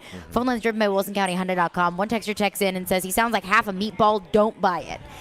When a former general manager in the National Football League says something about the Tennessee Titans, you have to pay attention to it.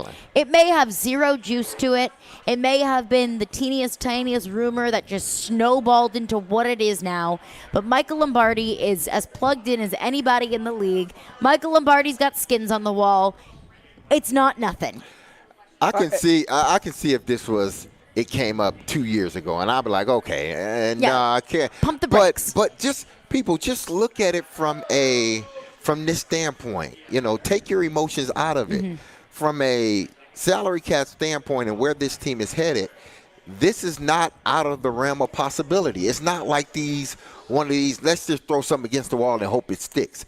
This has some validity to it because of where the Titans are, because of the moves they've already made, because of where Kevin Byard is in his career, the amount of money he's making, the cap number that this team has on him, or the cap number that he has that goes toward the team.